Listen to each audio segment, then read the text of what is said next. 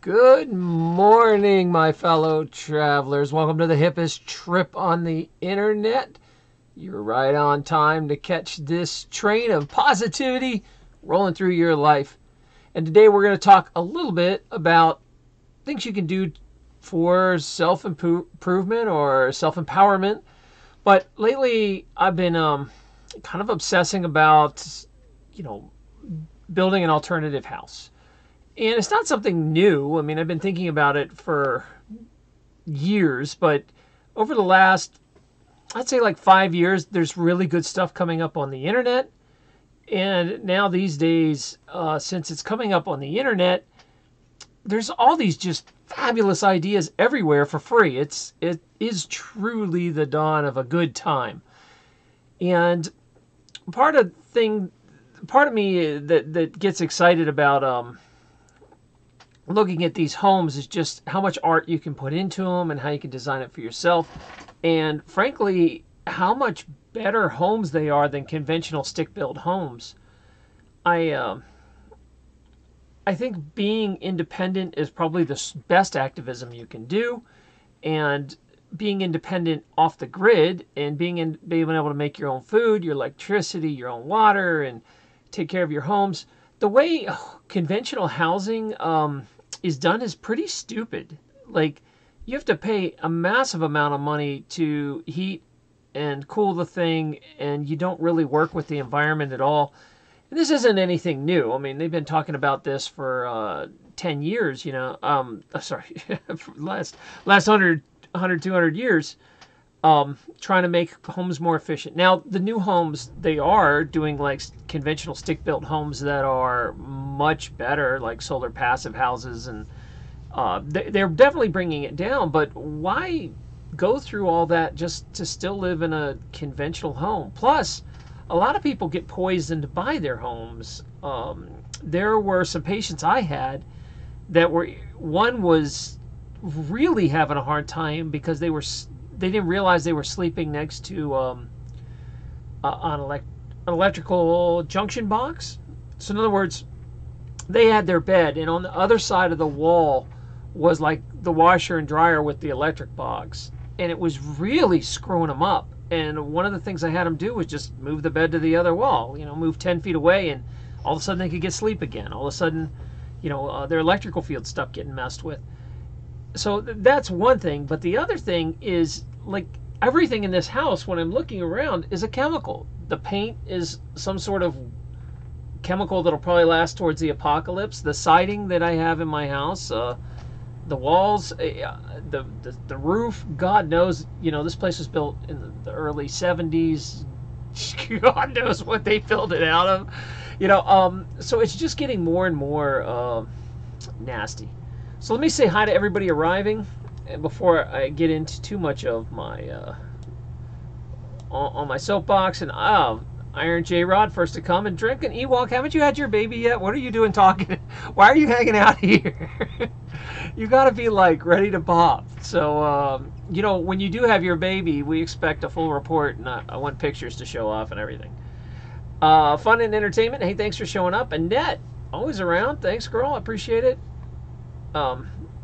Marina, are you from Italy? Because I keep getting this vibe that you're European, and it sounds like an Italian name, obviously, but I wasn't sure if you're there.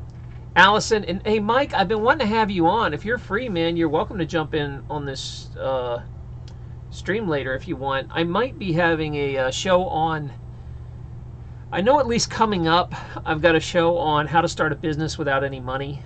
And we're going to have Diana back. But if some of you guys are business guys, I think you are, Mike. Don't you run your own business? I don't know. So we'll talk about that. Flymus, hey man, thanks for always being here. Pilgrim, come on. And Miss Puddle Duck, thanks so much. You're from India. All right, and Surbajit. All right, I'm not really how to say your last name. Singh, Surbajit Singh. You know what's terrible is I spent time in India, and my Hindi's horrible. I lived in India for a short time at an ashram when I was right out of chiropractic school. I went there to study for a while. Mr. Singh. All right. And I really love India. I would go back in a minute. Like I know some people don't understand India, but I really got it. I dug India. It was fun. And you know, India's also, they're pretty brilliant about how they work with whatever they have to build homes too. So I could see a lot of stuff being popular like this over in India eventually. How to build cheap houses out of earth and mud and rocks that are better than conventional homes. Now, this isn't anything new, and I am going to get a lot more guests in the future on this topic. I'm trying to talk to some people that are doing some geodesic dome stuff. I'm talking to some straw bale and rammed earth people. You know, I'm talking to, I'm trying to find all about cob and adobe, you know, all that sort of stuff, and rocks, of course. So, yeah, Maria, you're, oh, sorry, Mariana, you're, am I saying that right? Mariana, right? Or how am I say? I don't know how to say your name. Marina. Probably that. My family was straight off the boat. My grandparents were from Italy, and his whole house was made by Italian stonecutters in Northern Virginia. So my grandpa just had housed all these stonecutters that came over from Italy. None of them spoke English, and they would literally just like pick up blocks and whack it with a hammer. Look at the hole, and it would fit perfectly. And then pick up another block, whack, whack, whack. Like super old school. And they would just fit it in. Like our whole house was this stone house without mortar. It was crazy. These guys were so cool. So there you go. Puddle Duck. My friend said she couldn't bear the kids begging. She said she wouldn't go back because it was too painful. What are we talking about, Gemma? What did I miss? I wouldn't go back to what? So you guys will have to talk to me about that. But we'll get into this, the house building. Hey, Ray. Man, I haven't seen you for a long time. Good to see you again. So, oh, India. Oh, yeah, man. I dug India. Yeah, the kids begging is like, you know, a thing there, and a lot of the kids aren't really, I mean, I watched this whole thing, and like a lot of the begging kids really just do it part-time. They're actually from the farm country, and then they come into the city and work the city during tourist season and then go out because they make a lot more money begging. But you know, that part's difficult. But you get used to it and you figure it out. And one of the things I did when I was over there is I didn't give money. I gave candy and toys. Like I bought a bunch of penny candy, and just every time kids came to the car, I just handed them candy. And that was like the total easiest buyout, because then everybody was happy. Like the kids ran off with candy and just stuffing it in their mouths. Because I know they're just going to take that money back and give it to some boss, you know, that's telling them what to do. Anyway, so we are going to talk about all kinds of housing today, because I'm on this mission lately that, you know, I haven't decided exactly where I'm going to land, but I do feel like wherever it's going to be, if I'm going to homestead, I'm going to start building my own stuff for the experience. Now, I could easily just probably slap something up, or hell, I'll probably have to start just by buying a camper or a van or something, and then slowly build something, build like a shed, something really square and easy, and learn how to do this stuff. I'm even going to take some classes. I'm going to save up some money and do some classes and all that sort of stuff. So we're going to talk about that. But I was shopping around because I have a lot of friends that make domes, and a geodesic dome has been around since the 40s, and they are the cheapest and strongest structure to make. They're like, I mean, bomb-proof. You know, they're super, super strong. But I'm not sure if I really like them. I have to, I'm going to show you. All right, I did a interview with Ernest Hancock, and you remember him from the show. He was just on a few days ago. I had done this interview, I think, in 2012. Gosh, has it been that long? So this interview is about 4 or 5 years ago, but it is about his aquaponics system. So he did aquaponics. If you guys don't know what that is, They circulate fish, like dirty fish water, with plant water. It goes through the plants, and the plants and the fish work together to make like super growing fast plants. Anyway, the whole idea was he was looking to be more self-sufficient, and he was trying to figure out something called an like a cheap structure that if he had to bug out, he could put up a geodesic dome within an hour or two. He could make it for under, I think he made his dome for under like $200, $200 or $300. And then he could bring his aquaponic system with him, or just, you know, a couple buckets of water with fish, and start over anywhere. And they can grow food rapidly. So he has, he wanted to just basically have power, water, a dome, growing your own food, and the basic that you could throw on the back of a van. And so that's what's up. So I'm going to show you this interview I did with him. It's only a few minutes long, but let's see if this works. Let me know if the sound works, guys. If not, I'll rewind it. But here we go. Let me just gotta make sure it all looks right. All right, you guys ready? So this is Ernest Hancock, who was on the show. This is his backyard. If you look in the right corner, you can see where I'm moving the mouse. That is he calls it the Aqua Dome, because it's an aquaponic dome. He was doing this about 6-7 years ago. And he uses this fountain, this fountain to channel water back and forth, I believe. So you'll see this dome is what I'm talking about. All right, so here we go. And Donna Hancock run a radio show together in Phoenix, Arizona. They also have a news service called freedomsphoenix.com. In their yard they have chickens, and they're growing their own vegetables. Their main focus right now is their aquaponics system. They made a completely self-sustainable aquaponics system which runs on solar generators. Their idea was that they could pack up their system at any time and be able to put it anywhere and get their own food, power. Okay, they're saying the volume's too low. Let me turn it up. Do you want me to restart it? Is it just too quiet for you? Let me see if I can restart it. All right, you guys ready? Tell me if this sounds better now. In their yard they have chickens, and they're growing their own vegetables. Their main focus right now is their aquaponics system. They made a completely self-sustainable aquaponics system which runs on solar generators. Their idea was that they could pack up their system at any time and be able to put it anywhere and get their own food, power, and clean water. The fish that we chose, the tilapia, was because they're a Nile fish. They have, low oxygen, it's a lot of heat, it's just like Phoenix. So Egypt, Cairo is Phoenix. So these fish come from the same kind of environment that they'll be in here.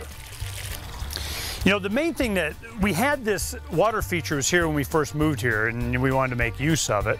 And so what we did is we just have a sump pump that pumps it into that top pipe that feeds the aquadome, and then it returns here.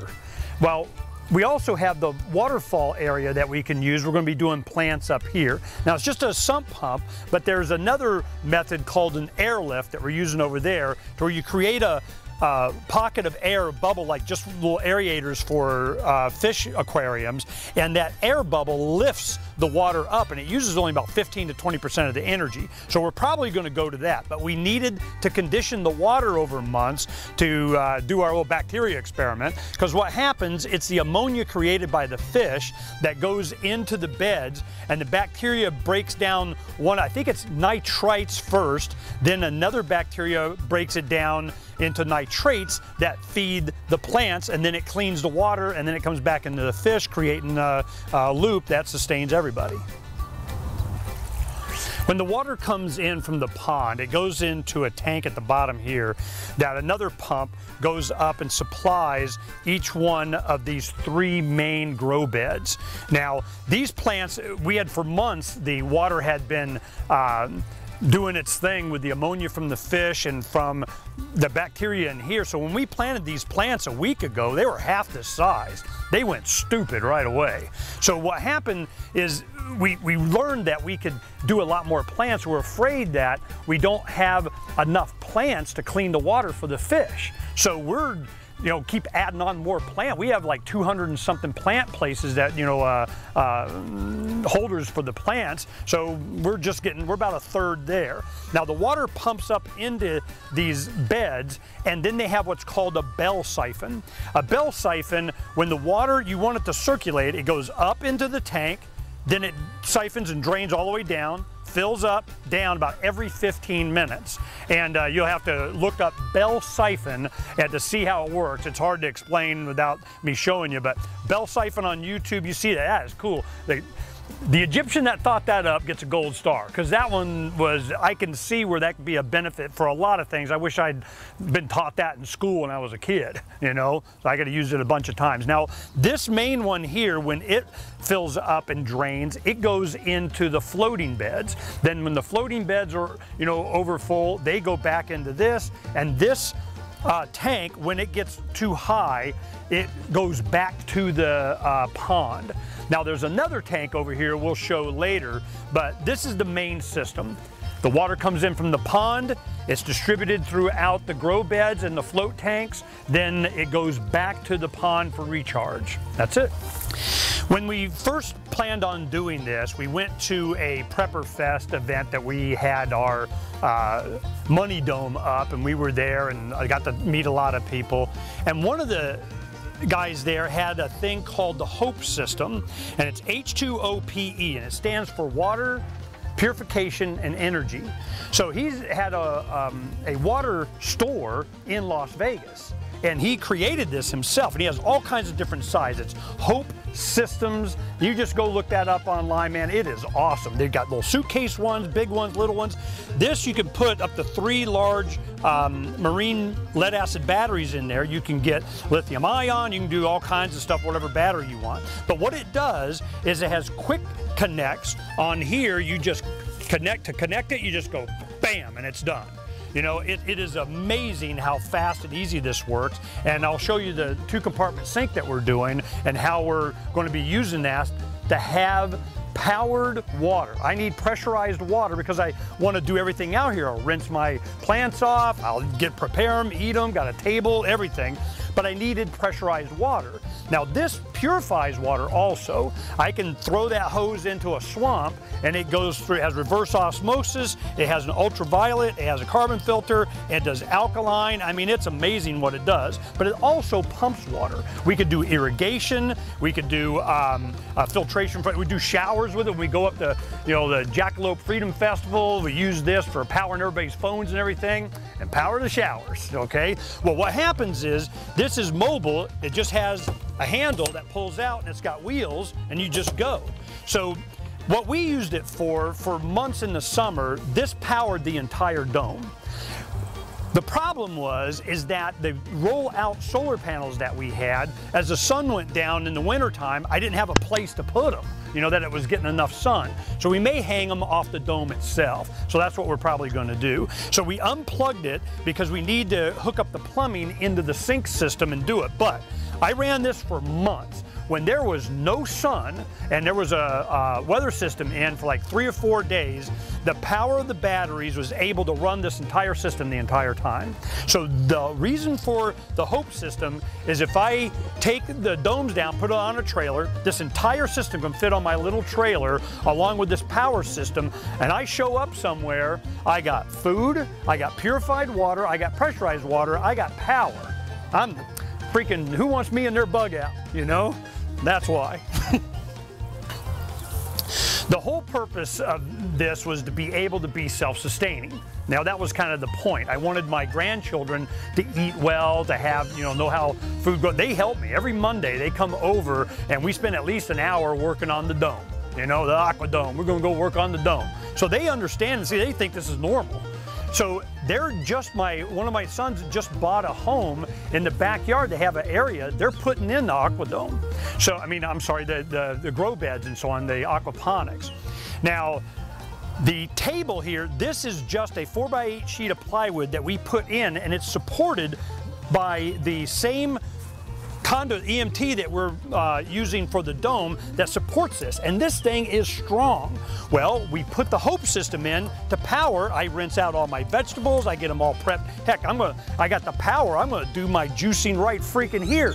But the reason we did it this way is a camera goes right there and it hooks into my radio television show. So we can come out here during the 4-minute breaks and the 8-minute breaks between the hours, and we can do all the farming. And by the end of the show, of the 3-hour show that we do, I'm done with my farming for the day and I don't have to do additional video work. It's part of the show. Have a wireless mic, the video feeds into my switcher, and I'm done.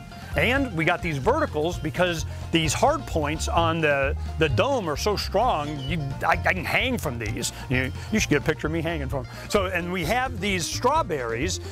We got this from the idea of somebody on YouTube that had made these out of strawberries. And all this is PVC drain pipe that you cut every 8 inches on both sides in a heat gun, and you just press it and form it. And then we painted it to make it look cool, because it's got to be cool.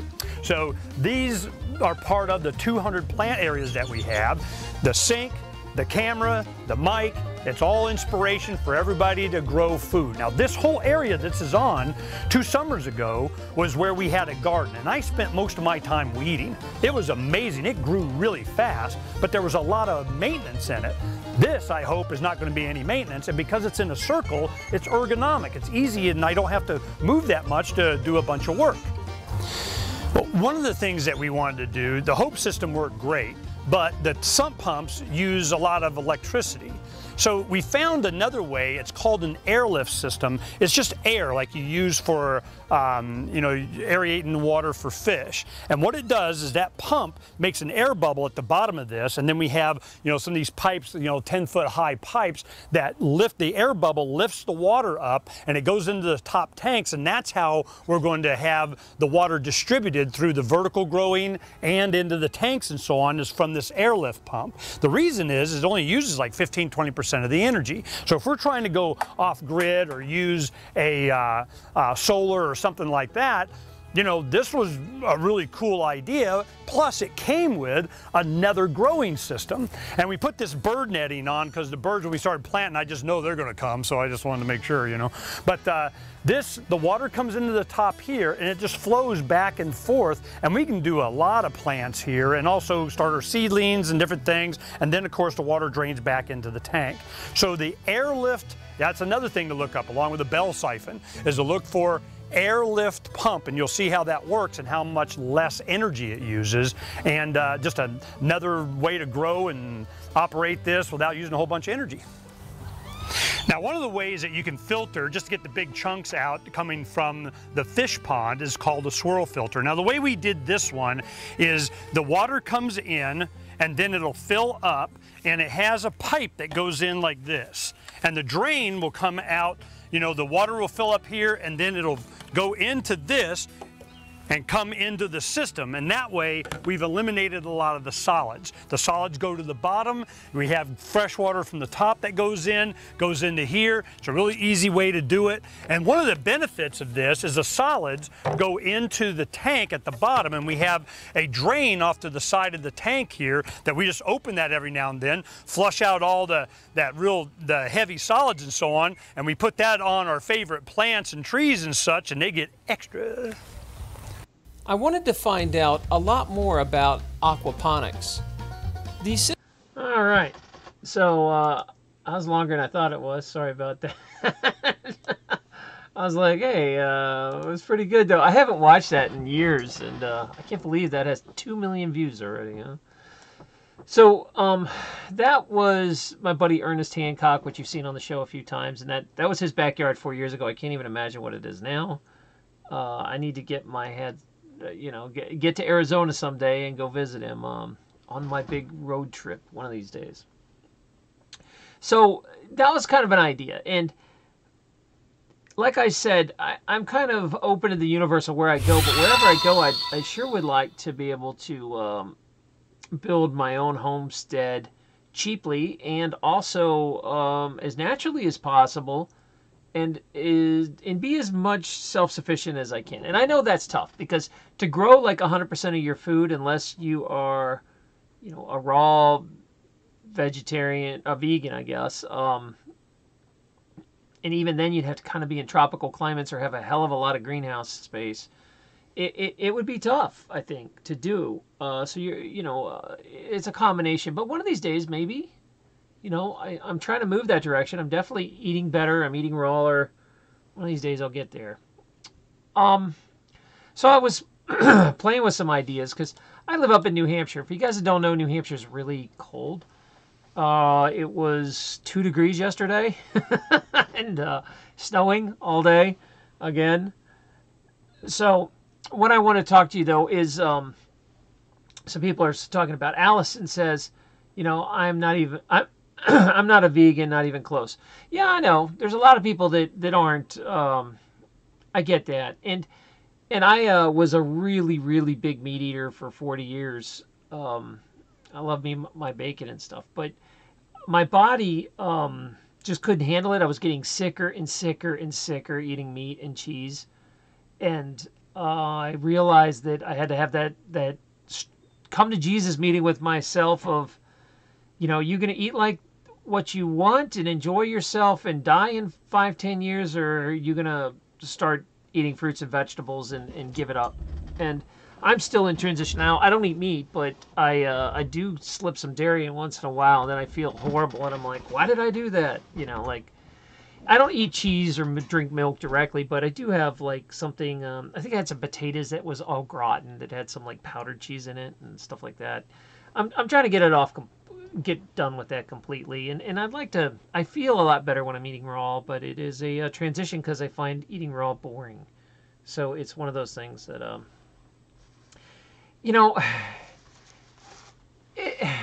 it's like I'm the messenger nobody wants to hear, because I don't want to hear it. I want to eat the way I want and be healthy. And unfortunately, that's really hard in this society. Almost all the chronic diseases you know about are from what you eat. And it is another transition I am dealing with in my life of how do you give up the addictive behavior of eating food that's bad for you. I am doing much better, but I still am not perfect. But that is a struggle. It is this huge emotional connection we have with food since we were like tiny little kids. All of our social functions revolve around food and our family and the feeling, it's very good to transfer the pleasure from eating to other emotional things. And you kind of have to break that. And that's tough. So, yeah, I don't. We'll save all that for another time. But point being is being able to at least grow your own fruit and vegetables keeps you alive and healthy. Meat is very difficult in a. I don't understand it because I did a whole story about why I think. Raising livestock is a bad move for people that want to prep. And I ran the numbers, and it takes an enormous amount of food and water to eat meat. Where if you just grew like potatoes, sweet potatoes, beans, and rice, you'd have all your aminos covered. You'd have everything you needed, and it would take way less effort and way less water. It's vegetable growing is way simpler, and it's amazing to me because I'll watch all these prepping things and people like go through this crazy stuff just to have like chickens or a cow, and to me it's way more trouble than it's worth to have livestock. I'll never have livestock again. It's too much headache. Anyway, that being said, we're talking about housing. So I'm playing around, and I saw Ernie. Ernie has those domes that the ones I just showed where he has it at his house is Aqua Dome. He brings those domes to the Porcupine Freedom Festival up here in New Hampshire. That was that festival I was trying to get some of you guys to go to last year. A few of you popped in, but maybe this year it'll be better. Maybe you get a few more of you clowns come on up. So he had the dome set up, and so I'm very interested in domes, but I also I'm like obsessed with Earthships because it's like living in a greenhouse, which is really neat. But also, you still have to deal with heating and cooling of domes. They're not as sufficient as like an Earthship. I'm sure someone will put them all together, the strength of a dome and the sort of an Earthship. But I am starting to play with stuff on small scales. Now, I don't even own land. I'm still renting. I'm just kind of like building stuff in my yard. And during the winter, it's not all that great. Oh, Allison, are you splitting? Ah, Allison, don't go. We're just getting into pyramids. Oh no, I brought up vegetables and everybody's leaving. Marina, don't go. Anyway, so we're going to show you some stuff. Let me just take you over to what I think is cool. Because I'm first going to fool around with greenhouses, I think, in domes. Let's kick this over to... So, domes can be small and domes can be really big. This guy's site, I love this dude. Geodome. He's a guy out of England, Paul Robinson, and he creates kind of some really fascinating geodesic domes out of wood. He like builds panels and then assembles them. It seems like a very simple way. This is his greenhouse, which is kind of like a geodesic dome, but it's a pyramid. And when I saw him in it, it was so cool. I'm trying to get this guy to come on the show because it was that neat. That was a really neat idea, and I thought maybe there's a way, because basically what happens is you build triangle panels, and then you just assemble the panels together, and it goes together super fast and easy. It reminds me much of like that game when you're a little kid. You know what I'm talking about? Oh man, this might date me. Oh, I'm on the wrong thing. There we go. This might date me a little bit, but there was like these plastic triangle pieces when I was a little kid in the 80s that you could assemble and make like little geodesic domes, or you could assemble and make them into, it was like a toy to teach little children engineering. They were like little plastic triangles that would all click together. It's kind of how that thing's built. So what you do is you build the basic triangle out of wood, and then you just kind of join them together with screws inside, and they ended up being ridiculously sturdy. And I love this idea for a greenhouse because I live where there's a lot of snow. I wouldn't have to deal with snow at all. It'd probably just fall right off. It's a neat idea. I think I might play with this. And I also like this shape, honestly, for a house. Like, if I could blow this up into a larger house, it's almost like an Earthship, or use this section of it and then cover the rest with straw bale. That's also an idea. There's some pretty neat, let's see, like I was looking at, if you want to go to straw bale domes, there's some pretty neat stuff they're doing out in Israel. It looks like that where they build these domes, and then they let's see if I find a finished picture of one. They make them out of straw bale. So you get the benefits of the geodesic structure, the strength. Oh, here it is, like this. They almost look like the Jawa houses, you know. They're pretty neat.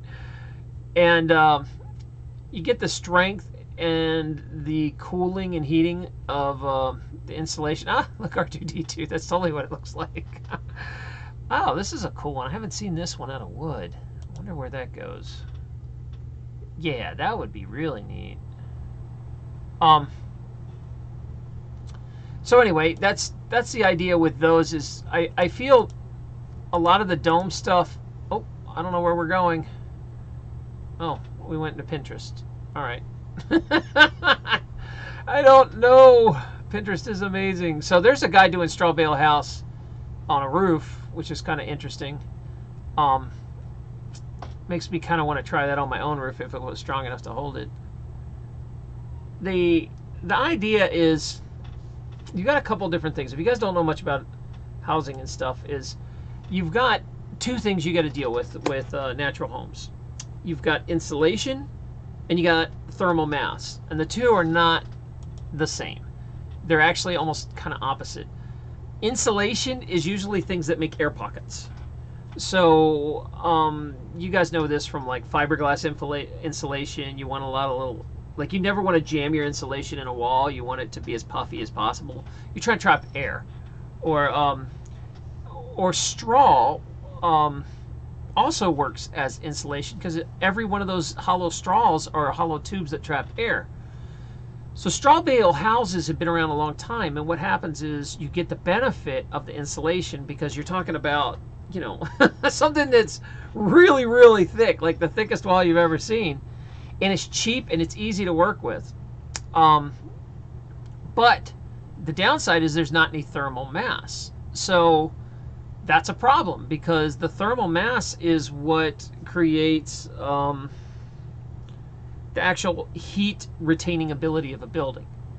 Things that give you thermal mass are things like stone, concrete, and cob, earthworks. Those sort of things, they're not so good at insulating, but they're awesome at holding heat and releasing heat and holding cold and releasing cold. They pick up whatever's around them and then they release it over the day to create equilibrium. So you want a combination of both in your house. You want like super insulation to keep the cold cold and the hot hot, and then you want something that slowly releases and equalizes the temperature. So you could heat up a stone floor in the daytime while the sun's out, and it slowly lets the heat out all night and keeps you warm. And you'll see people experimenting with that all over the internet. Like, some people take giant rain barrels and they do that, or you know, they'll paint them black so they heat up. There's also things called you know, I'm trying to get this guy on to come talk about how to heat solar water too. You know, they basically have tubes of black water outside facing the sun, and they heat up all day long, and then you can use hot water in your house. You just feed it in your hot water tank, and it keeps you from using a lot of electricity. All right, so let's see here. What have I missed you guys yakking about? Okay, can they stand up in Shetland weather? Now, Gemma, all right, so here's the deal. As far as I understand, yes. So there used to be this idea that you couldn't build cob is like dirt, straw, and sand. Or in the Southwest, it's called adobe. It's a little different, but it's pretty much the same stuff. The idea was that since it's made of mud, if water sat on it too long, it would turn back to mud, and it would rot. And if you build it right, so you use stone where there's a lot of water, so like where the gutters come out and where the splashback from the house is, maybe like a stone base, and then put cob all above that, you're fine. And that's the way you'll see in England. You know, England rains like 3/4 of the year, and they have all these old cob houses that have been around for hundreds of years. So yes, it can be done. You just have to do it the right way. People screw up. So I'm also interested in just playing with different things.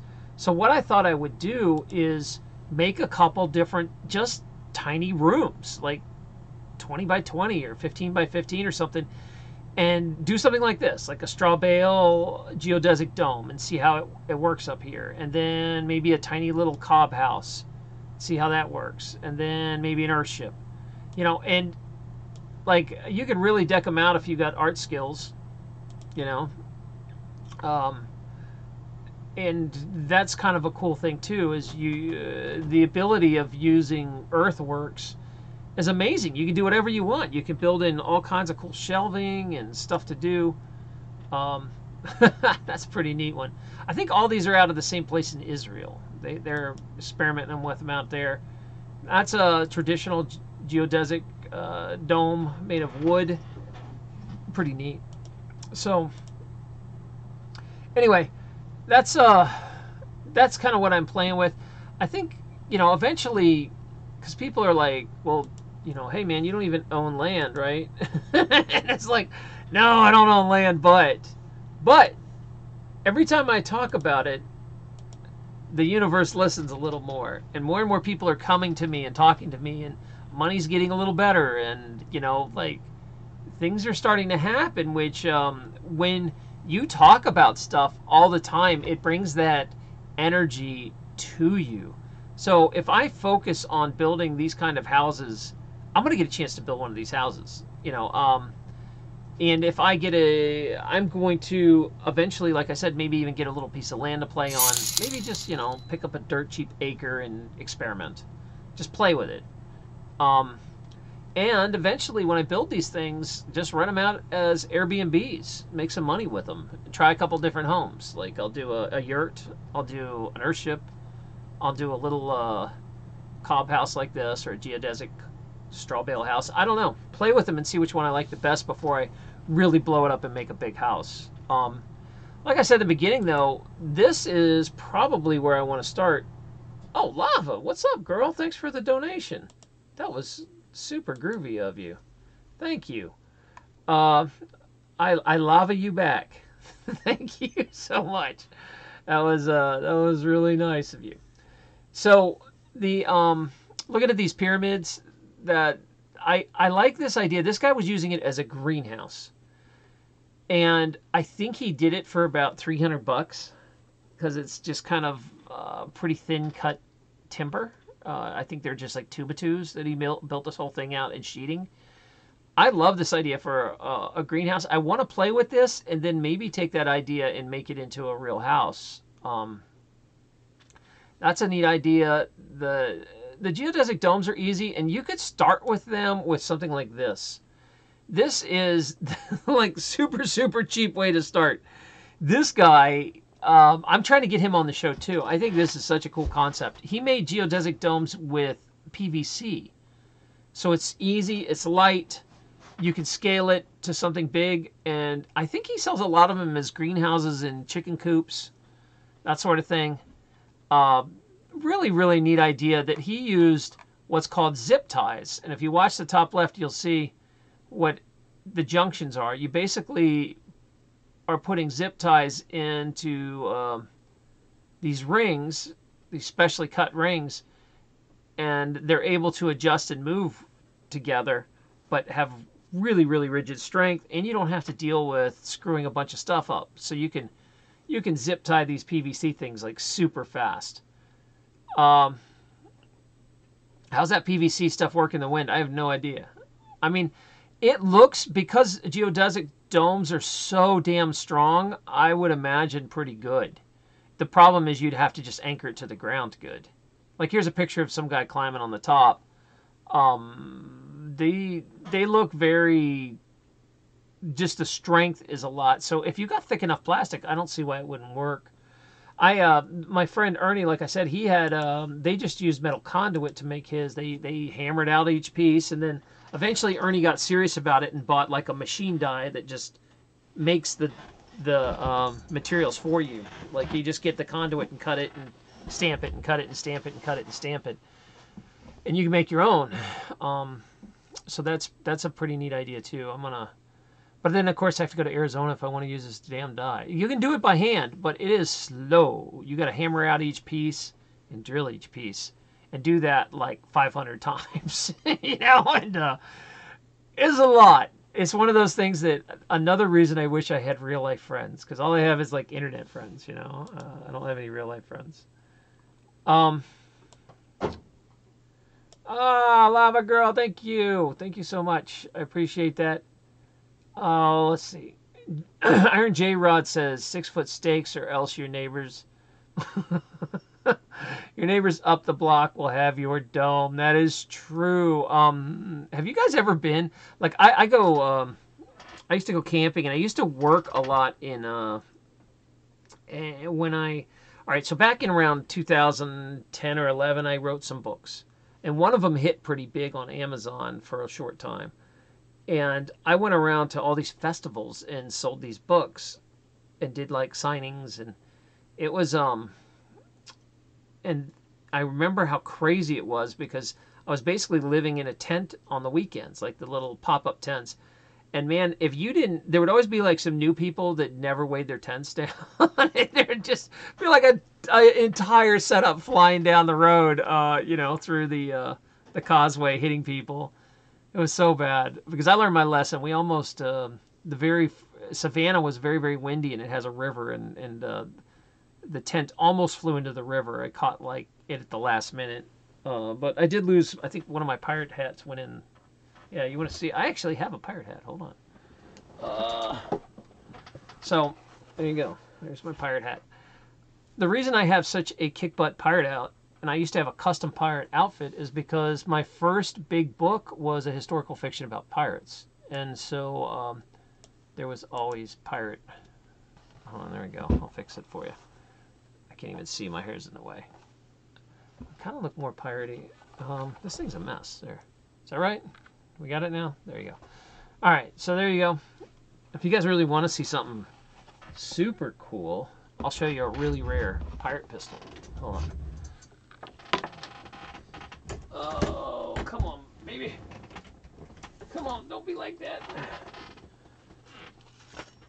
All right. All right. I have no idea what this has to do with alternative housing, but because a part of my book, there was one of my main characters uses something called an axe pistol, and this is a 1731 axe pistol, a Swedish axe pistol. It's a flintlock, and you can actually, it's unbelievably sharp, the pointy end. Oy.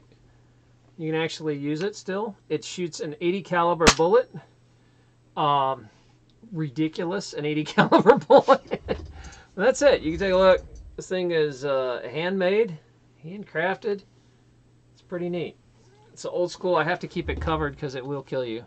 But it was starting to get rusty out in the shed, so I brought it in. Anyway, so I don't know why I have pirate stuff, but I do.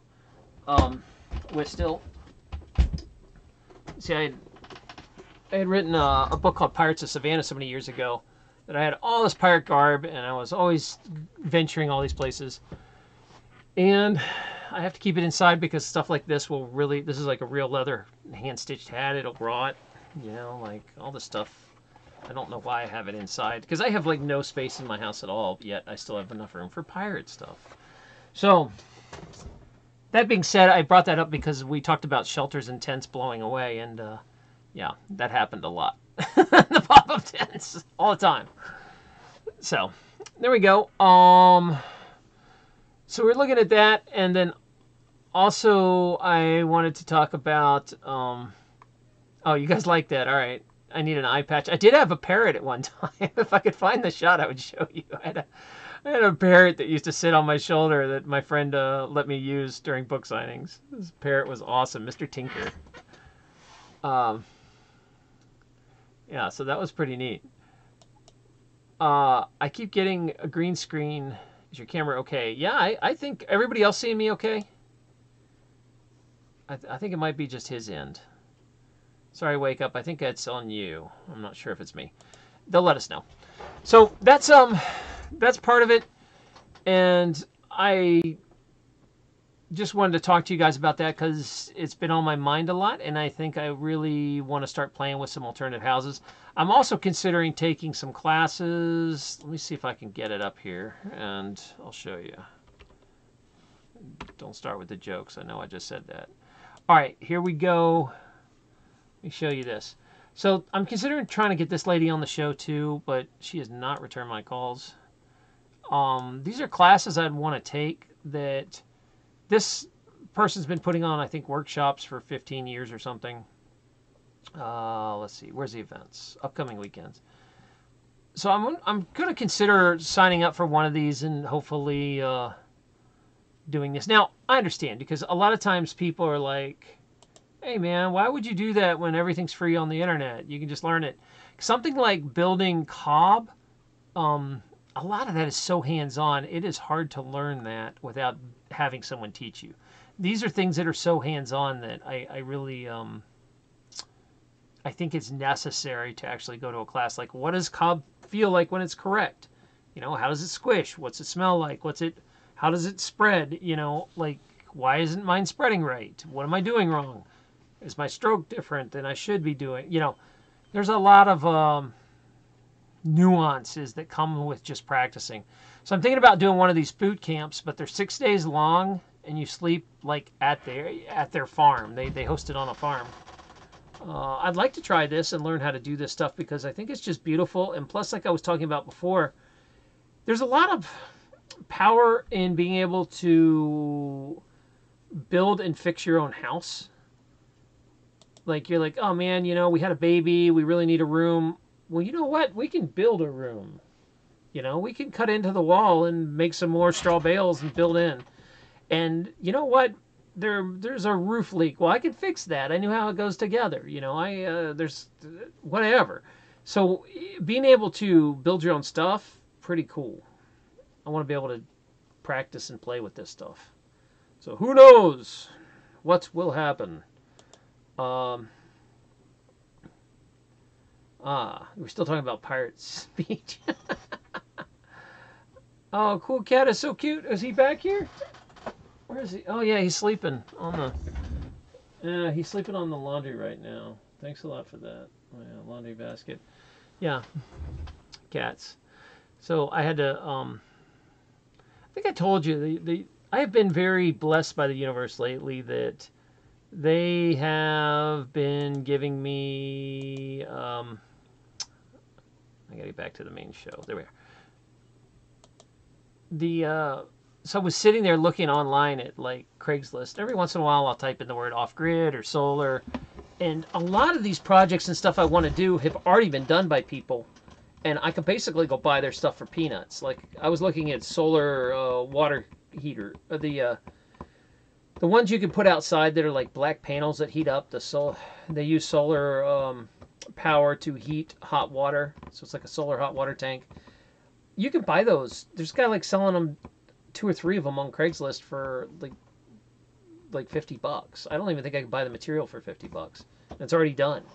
You know, that sort of stuff is, I think if I can start collecting it, it puts that energy out to the universe. And one of the things I got really lucky and collected was a solar refrigerator.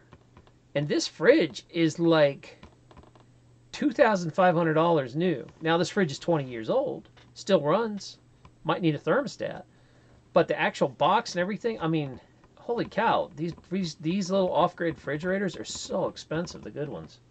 So, but you can run it on a car battery. It takes that little power. It's amazing. So I'm starting to collect things because I really have faith that the universe is just going to be like, here, dude, here's your place to play. When the time comes, it's going to happen. And I'm hoping that some of you listening will come up and help me because I can't do this solo. If you want to learn this stuff, I'll go take the classes. I'll learn how to do it. I'll come back and we'll do it together and you'll get like a free class. I'll teach you how to do it and, well, it won't be free. You'll have to do hard labor, but you'll learn. And we'll have a fun weekend. We'll jam some music. We'll play some jaw harp. It'll be a good time. Well, I wonder I haven't seen my jaw harp in a while. I don't know where that thing is. I gotta bust it out. It's really bad. I gotta start practicing music again. It's not been good lately. I need to get back in that. Ever since I went on my adventure, I took my trumpet with me and played, but I haven't played it since I got back because my little tiny room, my room's like 8 by 8 that I'm in. It's so small. This little room is always packed of junk because I don't have anywhere to store stuff. So I need to get some storage.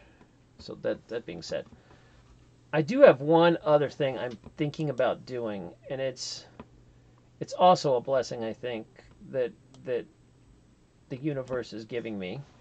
But I know some of you guys are good car people, so I'm going to show you something that I'm looking at. And maybe, just maybe, this will happen. Because, oh, the snow just fell and it sounded like someone knocking on my window. That scared the daylights out of me. All right, hold on a sec. I will pull this up and we will yakety yak. I just have to find it. I keep losing this listing somehow. You guys, sorry, it'll take a sec. Because I be slow. I done be slow. That's how we say it in the South. Done. All right. Let me show you. Here's what's going on. Hey, Tracy. Big loving to you. So here's what I'm looking at. Well, bam. This old school ambulance. The reason I want to get this is because I have such a small car. I want something I can sleep in when I travel so I don't have to pay for hotel rooms. And I would love a little bit of off-grid security, and all that can be wrapped up into one vehicle by doing this. Let me blow this up a little bigger. All this can be done in one vehicle, I believe. And this is cheap enough I can actually afford it. Now, my understanding is I'm not a huge... I don't know much about diesels. But the 7.3 turbo diesel, I feel like, if I looked it up, I feel like that's the same engine that is in school buses, in all the government vehicles, the Ford one, not the crappy Chevy one, the Ford one. In other words, these kind of bus engines can run for like 400,000 miles. They go forever. And this thing has 200,000, so it could go for another, year or two. Well, a couple of years. But an ambulance is kind of a neat thing because it already has a larger alternator. It has electrical hookups already built in. It has, let's see. Oh, that didn't really do much, did it? Let's see. It's already got a power inverter, it says. And these is my understanding that ambulances, since they spend a lot of time idling and they need machines to keep people alive while they're traveling, that they have a really good power system already built in. Their alternator's pretty much double of a normal alternator, so it doesn't kill your engine running this stuff. But for the price, and my understanding is it has a few new tires, it passes inspection, it runs good. This is what I'm looking at, making something out of this. And so I'm really considering maybe getting this so I can road trip across wherever I want to go, stay at things like these workshops, and basically use this thing as a camper slash, because I mean, look at the room in it. I can haul large pieces of wood and 2x4s and scrap and everything I need to haul stuff and pick stuff up from stores. Right now, I just have a Subaru, and although it's got a little room, it's not that great for big stuff. So, yeah, I don't know what to do about that. I'll see what you guys said about it. Lava, you are a car guy. Yes. All right. Yes, salted cedar. You know your stuff. That's right. I forgot you're a total car guy. 7.3 is the best international made. Million miles motors. Wow, I didn't know they go up to that. So, like, just that motor's probably worth $1,500, man, that it runs. Zombie ambulance. It's kind of creepy, though. Well, Simo, what I was going to do is put the word free candy across it and see if I could get people to stop in. It'll be great. It'll be the free candy vans. I know nothing about this stuff, but I like it. Yeah, Flymus, like, I think it would be fun. Iron Rod, lime green accents. International was in the Ford. Yes, I knew I forgot salted cedar. You totally know your car stuff. So, you're the guy I want to talk to, because for that price, and assuming everything goes all right, I'll have to check it, because, anytime you buy something up north, you have to do a big rust check. How bad is it rusted? From the salty roads. Let's see. How bad? But, you're talking, that's really cheap. I mean, hell, even if the thing broke down, I could park it on some land and make a camper out of it. Just the fact that it has working inverters for power, I mean, that saves me a ton of money. You could, if my understanding's right, because it's an ambulance, it has regular power. I believe I can turn the engine on and run a table saw out of this thing. I can run equipment out of it, and it would be like a built-in generator when I'm cutting wood and doing stuff. And I think that's an air conditioner. I can't tell what the hell that is. Does it have an extra air conditioner? Maybe? I don't know. Because you think, I'm going to go look at this thing tomorrow. And, I don't know. What amount, what about the energy it may hold? Oh, the bad karma. Yeah, let's talk about that. That's one of the first questions I had to, right? I was like, okay, so how many people died in this ambulance? And I've got a cure for that. I'm going to bring some sage and smudge that thing in there. Let's get the bad mojo out of there before I ever buy it. Yeah, but other than that, I want to read your comments because you guys are talking car stuff, and I don't know much about car. I have never owned a diesel. And I know they're whole different animals, and I was going to have Burma talk me through it because, you know, she's a trucker. She's got to know diesel. Lava, come on. Free candy would be great. I'm just going to put that all over it. Oh, man, Hobbs says, no, it's a bad idea for multiple reasons. Oh, you couldn't see the price. It was $1,500. So, yeah, the energy, maybe some people died in that. That's maybe why people don't want to buy it. I don't know. But I'm not a problem. You know how many houses I've probably lived in that people have died in and I never knew? I mean, I've lived in houses that were like 200 years old. I'm sure people died in them. You just got to make sure. That's it. He says, we get about $6,000 just for the motors here. Wow, really? Now, salted, I assume you mean like used motors. You mean, or is that a new motor that's $6,000?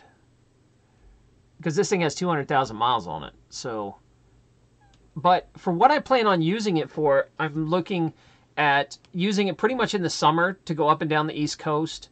So maybe 5,000 to 10,000 tops a year.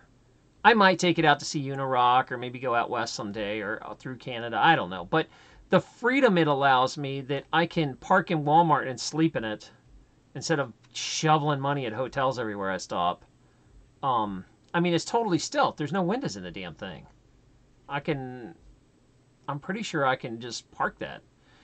I will paint something totally cheesy and cool on it, though, if I get it. So there you go. Yeah, you guys said paint it. The Cool Cat Mobile. Can it be converted to biodiesel? I have no idea. I don't know. Pat on the back. It is diesel. Yeah, those are 200,000 city miles. How many drivers had those behind the wheel? Just keep things in mind. Yeah, guys drive the crap out of those rigs. Yeah, I mean, it was a government rig. It's probably been driven to death, especially an ambulance. But it's $1,500. You know, where am I going to find a working vehicle for $1,500 that can do all this stuff? I mean, hell, if I parted it out, I could probably make $5,000 on this thing. It's ridiculous. All right. Yeah, I mean, there's always a bunch of risk buying a used old car. I get that, but that's part of it, man. I mean, you know, if the universe would just send me a couple $1 million, and I would get a brand new ambulance and do this. Let's see.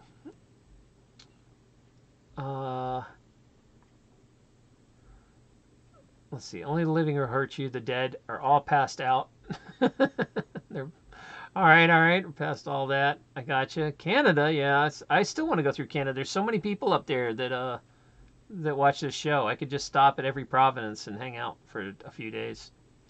$2 million crack made me laugh. Yeah. One of these days, I'm ready. Because I would do such cool things. You listen to Universe, I'm going to go play the lotto. And when that happens, then we're good to go. Or I'm going to have, I have some friends that do a talk show, and they just have like an angel that these guys are like multimillionaires, I guess, or maybe even a billionaire. I don't know. But they just drop money every year on the host of this show, and they're like, just keep doing the show. So they have someone that sponsors them that doesn't really request anything out of them. It's just like an angel giving it to them. So it's pretty fascinating. Diesel is cheaper, but not faster. Is diesel cheaper? I didn't know that. Because diesel always seems so much more expensive. but I don't know because I've never owned a diesel.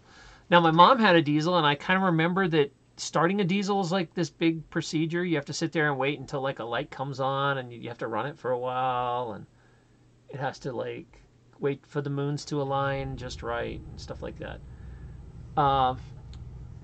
Yeah, so I don't know. All right, Simo-san, ciao bella. I'm working on my Italian. You know about that guy that time traveled and won money and disappeared? Oh, I kind of remember a YouTube story about that. That there's some dude that said he was a time traveler, kept getting money, and then no one's heard from him again. Yeah. Iron J-Rod, not in the States. Diesels are way more expensive. That's what I thought. I figured I'm going to be shoveling some serious gas money into this thing because it's a V8. But I do have a car that's a V4, so, you know, for what that's worth, I'm just going to have to schedule in gas money on this thing to run it. But I think the gas money will be less than the hotel money, especially if I'm staying somewhere for multiple days. That's why you thought about biodiesel. Yeah, I don't know anything about biodiesel, and I don't know how hard it is to get, because there was a time like where you could go out and just like get people's grease and filter it. They had like, but I don't know if everybody does that now, and it's hard to do that. So, Saltus Heater was his name, Biff. Yeah, Lava. That's kind of where I'm at. Is I'm feeling good. Like stuff on my bucket, these daily lists I do. I have stuff on here that I'm starting to hit left and right. Like I got, out of 20 things, I got about 10 of them done yesterday, which is pretty good. I mean, that's very productive for big things. And I've got some other ideas I got to do, but I mean, I remember I was like, man, I need a new computer, I need a new computer, I need a new computer. And all of a sudden Black Friday happens and I get one at like 40% of the cost of a normal computer. I saved like, I think over 60% on this computer, and it was like this blessing from the universe, like, okay, we heard you here. Here's a special deal that nobody else got. Take this, you know. Wow. So I got really lucky on that. Well, whatever. I don't know if it's lucky. I'm manifesting. I'm going to start pushing manifesting again because good things happen. And it's manifesting's weird because I feel like if you do it for greedy purposes, if you're like, hey man, I want a Maserati, you know, I'm going to manifest this. I don't know if it works that well, but the stuff I'm asking for is basic stuff so I can do stuff. Like, could I have a computer that doesn't crash every time I upload? You know, so I could put out good stuff. So I think asking the universe, hey, I want to do earth-built homes that's good for the environment, it'll help people, empower people. It's a real positive thing to be able to build your own house and grow your own food and just try to inject some of that knowledge back into society. I think the universe will help me with that. It'll be like, oh, okay, you want to learn how to do this? Cool. You know what? We're going to give you some land and you're going to show how others to do it. You're going to have a little get-togethers where people come up and party and hang out and we'll build a wall, you know. I think that'll be fun. And none of this, I don't have land yet, but I guarantee if I just keep thinking about it, I will. And I don't have a van, but I bet I'll have one. Right here. I've been own a van for like 2 months. I own a van. I own a yurt. I have a silver. You want to hear my goals? All right. I'm not going to go through my daily stuff because it changes all the time. Like it was like figure out how BitCash works. Because I had a Bitcoin and somehow you got free money with BitCash and I could never find out where that money went. Okay, make intro. Okay, my big goals. I have a silver button, a YouTube button. When you get 100,000 subscribers, YouTube sends you this silver button. Jacob Israel's almost there. I think he's going to hit it very, very soon. I don't know why I can't do that. I'm at close to 60,000. So that's one. I own a yurt, which I think the reason I keep going back to a yurt is it's simple and fast. I can set that thing up in a weekend and have a cool little place to play with and live. I think I'm going to start with maybe a yurt and then start building more substantial houses like earthships or cob homes or combinations, or I don't know. But a yurt is something I can actually stick up and live in, and I can do it. Learn tube buddy, that's not important. I started an intentional community that shows others how to do stuff. So yeah, I keep going back to having a community sometime, just even a community center. Like, you know, I'm not talking about like being some, you know, cult guru or something. I'm just talking about like somewhere we can go hang out and build stuff. Or if we want to have like an ME community meeting, you know, we want to have a weekend where we can party and hang out, we could do that, you know. And then my big goal is, as far as health goes, you know, I'm fasting every other day. I'm trying to fast 200 days in a year. Well, by December 31st next year. So that means I have to fast every other day for next year. And I'm on track with that. I think I'm close to 40 days of fasting now. And then I'm going to learn how to mine library cryptocurrency. So there's my next thing I got to do. So many things I gotta learn. I gotta always learn and fix a carburetor. I gotta add that to the list. Where's Vicky? Vicky, come fix my carburetor already. Vicky, if you guys didn't know,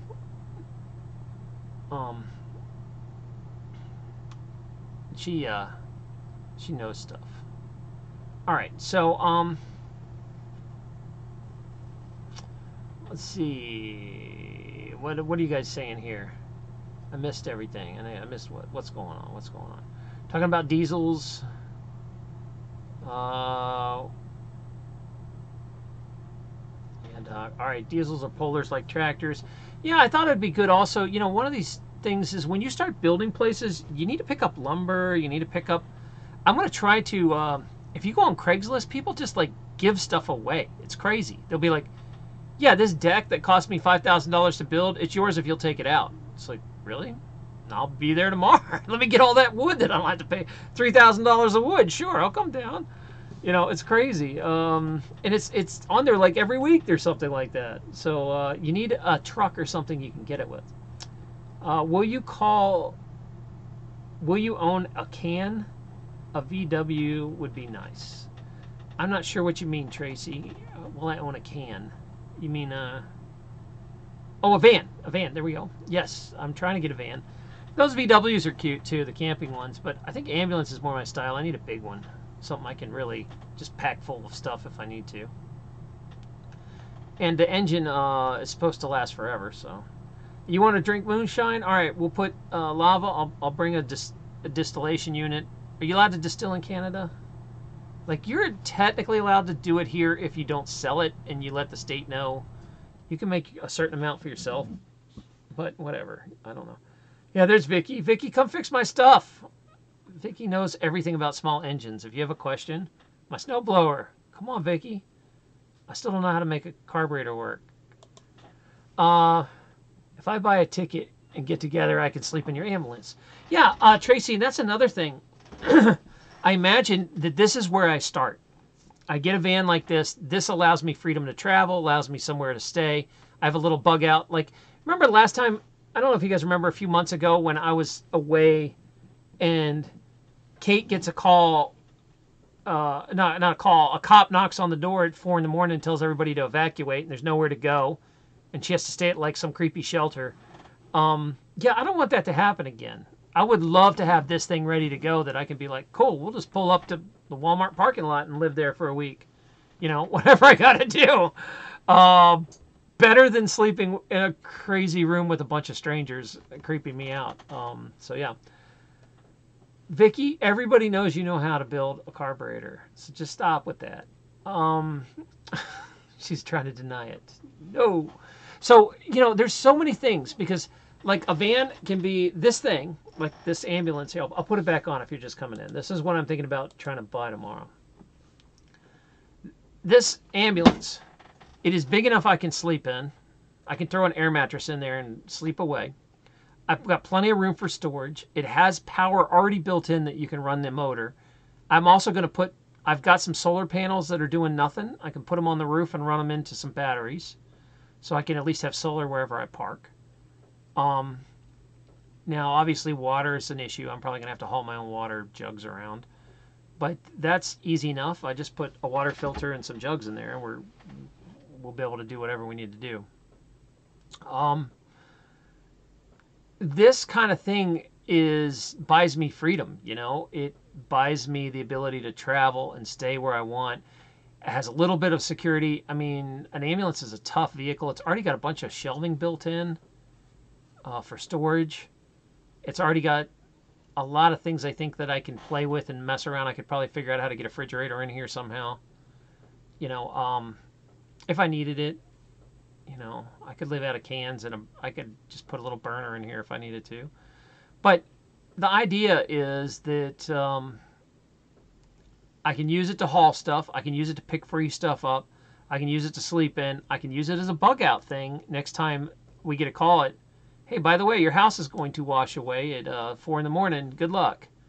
You know, okay, at least we got this. I mean, and it's, you know, I'll probably talk that down to a grand or something, and whatever. That's where it is. So, Tracy, if you do come, I imagine after time, I'll just keep this thing, and if it breaks down, I'll just make a camper out of it on the property. You know, it already has all the electrical hookups and everything. It'll be a tiny home, man. Hell, if I cleaned it up, I could probably rent it. You know what's crazy is I was looking at Airbnb, and people were Airbnb-ing like old buses, and like, you know, they'd fix them up and make them cute. They'd paint them. And people were paying $70 a night to stay in a bus that had no plumbing and just like, you know, solar electricity. It's like, well, shit, I wonder what they pay for an ambulance. You know, this thing is just, it's great for many, many reasons. I just have to figure out how to, it's going to pull my finances to zero, but I can do it. But I think it's the universe will provide. You know what? I trust the universe, and it keeps taking me back to this thing. So hopefully you guys like it. And I'm thinking about, if I get it, I'm going to call it the Galloping Sloth, because it looks like it would be slow, but yet it still moves. It's slow like a sloth, but it gallops. So anyway, that'll be my name for it, the Galloping Sloth. It's copyright, patent pending, don't take it. Oh boy. All right, so I'll keep you guys in the loop of what's going to happen with that. All right. Where am I back at? To the main show. Here we go. I don't know if that'll ever happen, but just the idea, because, you know, one of the things that bothered me a lot was, ooh, call it black dynamite. Oh. Yeah, I do want to totally pimp. All right, I got to show you one other thing. Hold on. Way to go, Lava, making me look stuff up.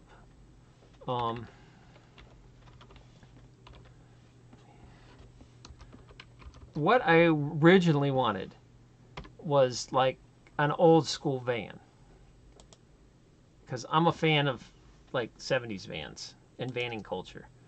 So here's some vans, and you can get a little idea like the artwork in them. Like you can kind of totally see that I would do this. Hold on, let me shrink this down a little here. Yeah, so there's some cool artwork on 70s vans. I just have to find some better ones here. Hold on. There's an old Charlie's Angels one. Do you guys see that? That's pretty funny. So I wanted to get like an old van, but I don't know why I couldn't paint my ambulance something cool. Like, why not? I got to find somebody who knows airbrushing, like go to like an inner city or someone that really does it good. That's pretty cute right there. Wow, someone put a lot of work into that one. Check out some of these cool artwork. I mean, I really want to see 1970s. That's awesome. I want to see the Wizard. I'm sure somewhere there's going to be the Wizard in the spaceship vans. There's got to be. Got to be. Someone hook me up on Pinterest. There's got to be something. I want to find really, really silly artwork, and that's what I want. Oh, I wonder if I could paint this thing old school ambulance. It's probably illegal as hell. That's probably why they had to black that ambulance out. I think that's pretty much what you have to do anytime you buy government cars. You have to paint them. Let me find something groovy. There's got to be something. Oh man, how did I get into? I found some really cool artwork the other day. I just don't know where it's at though. Ah, check out the Close Encounters one. That's awesome. Oh man, look how great that is. The girl in the space car from the movie Heavy Metal. I must have missed that one. Where was that?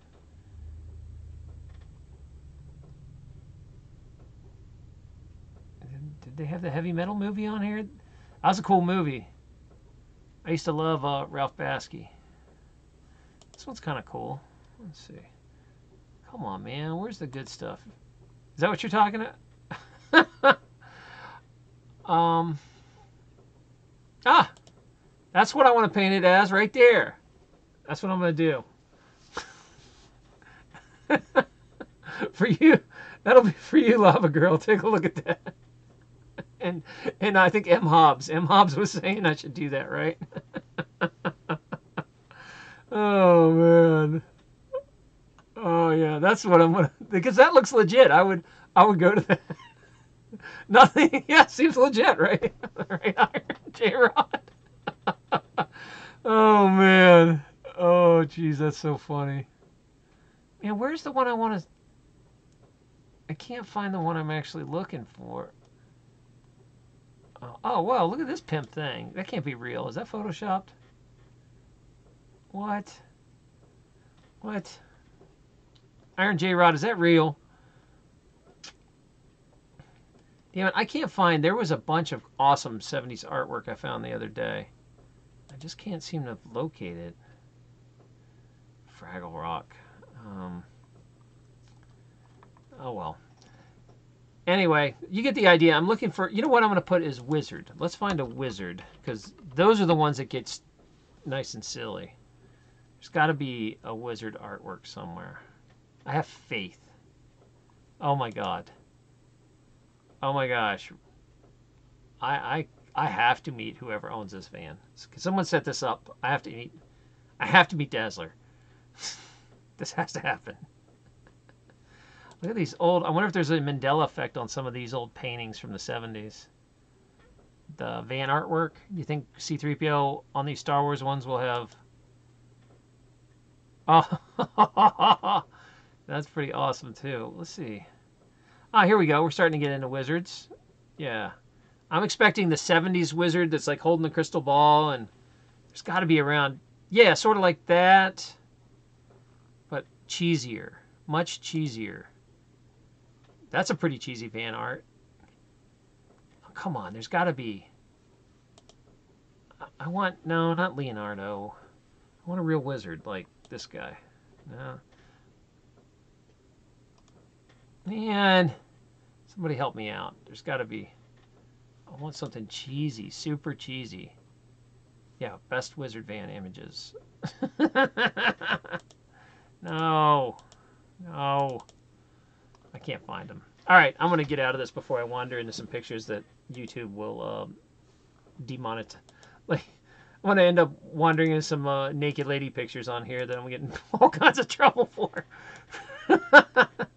Yeah, I love the Dazzler. I want to meet that woman. She is my next wife for sure, the Dazzler. She must dress like that at all times and wear roller skates constantly. Yeah, so there's what I'm thinking about today. I just wanted to catch up with you guys, and if you have any questions before I call this show and split, we had a lot of fun. This is what's going on in my life. I'm going to keep playing with these ideas. I'm hoping to get some guests on and talk about domes, talk about straw bale, talk about cod. I want to get an Earthship dude. I want to hear it all. I even want to see, I don't know if you guys have seen Rammed Earth. We're going to do one of those eventually. Yeah, fun times at the Lupo fam. And then what I'm going to make... Oh, what did you miss? You missed the van art, 1970s van art. Here, I'll put it back on for you. You came in so late. Hold on, here we go. We were talking about how I'm going to paint my new car like 1970s van art. I just have to figure out... I want something so cheesy, though. I'm really looking for over-the-top, ridiculous, like, something... that screams Oh man, look how cool this van is.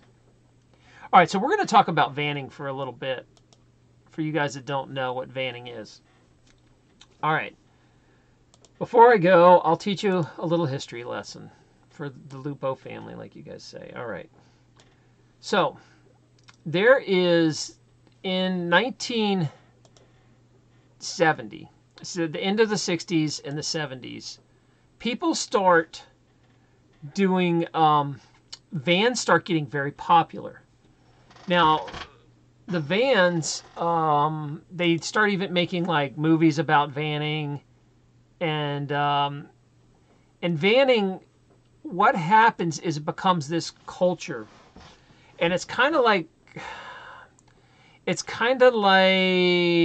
the Rainbow Gatherings now. So the there, or things like Burning Man, where a bunch of people just arrive to like a field and they have a wild party for the weekend and split. Well, in the 70s, it used to be called vanning.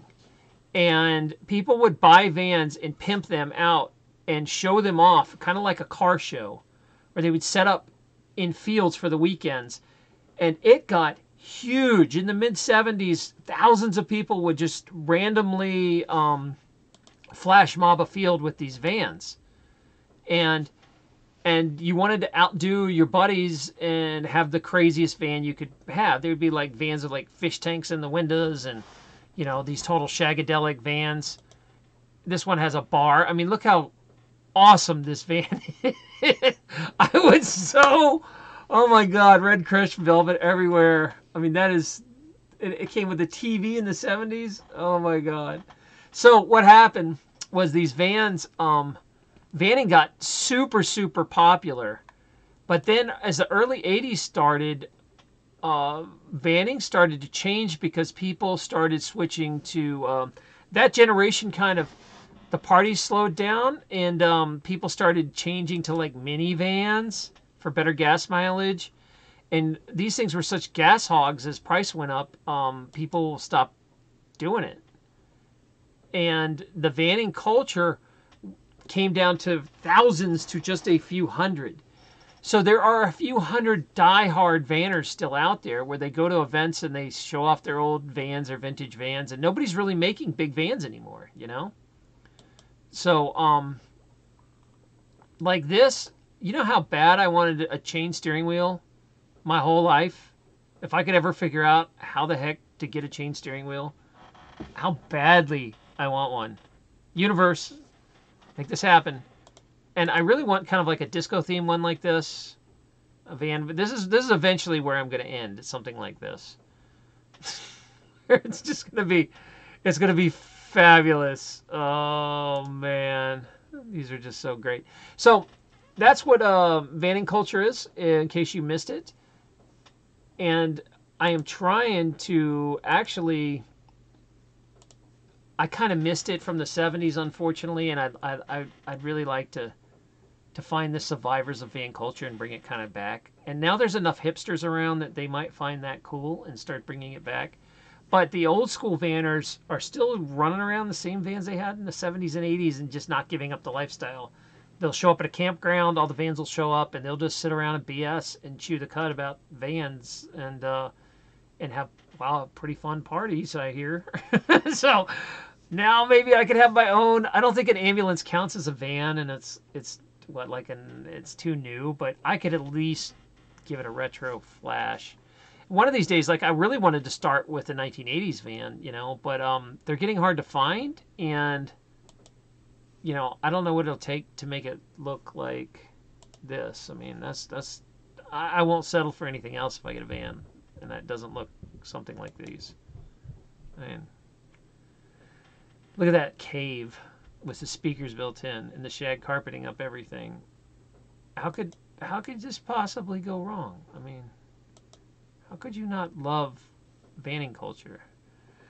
So, there you go. You guys got a lesson on vanning, and now you know something else on my bucket list that I will have before I go. I'll leave that to somebody.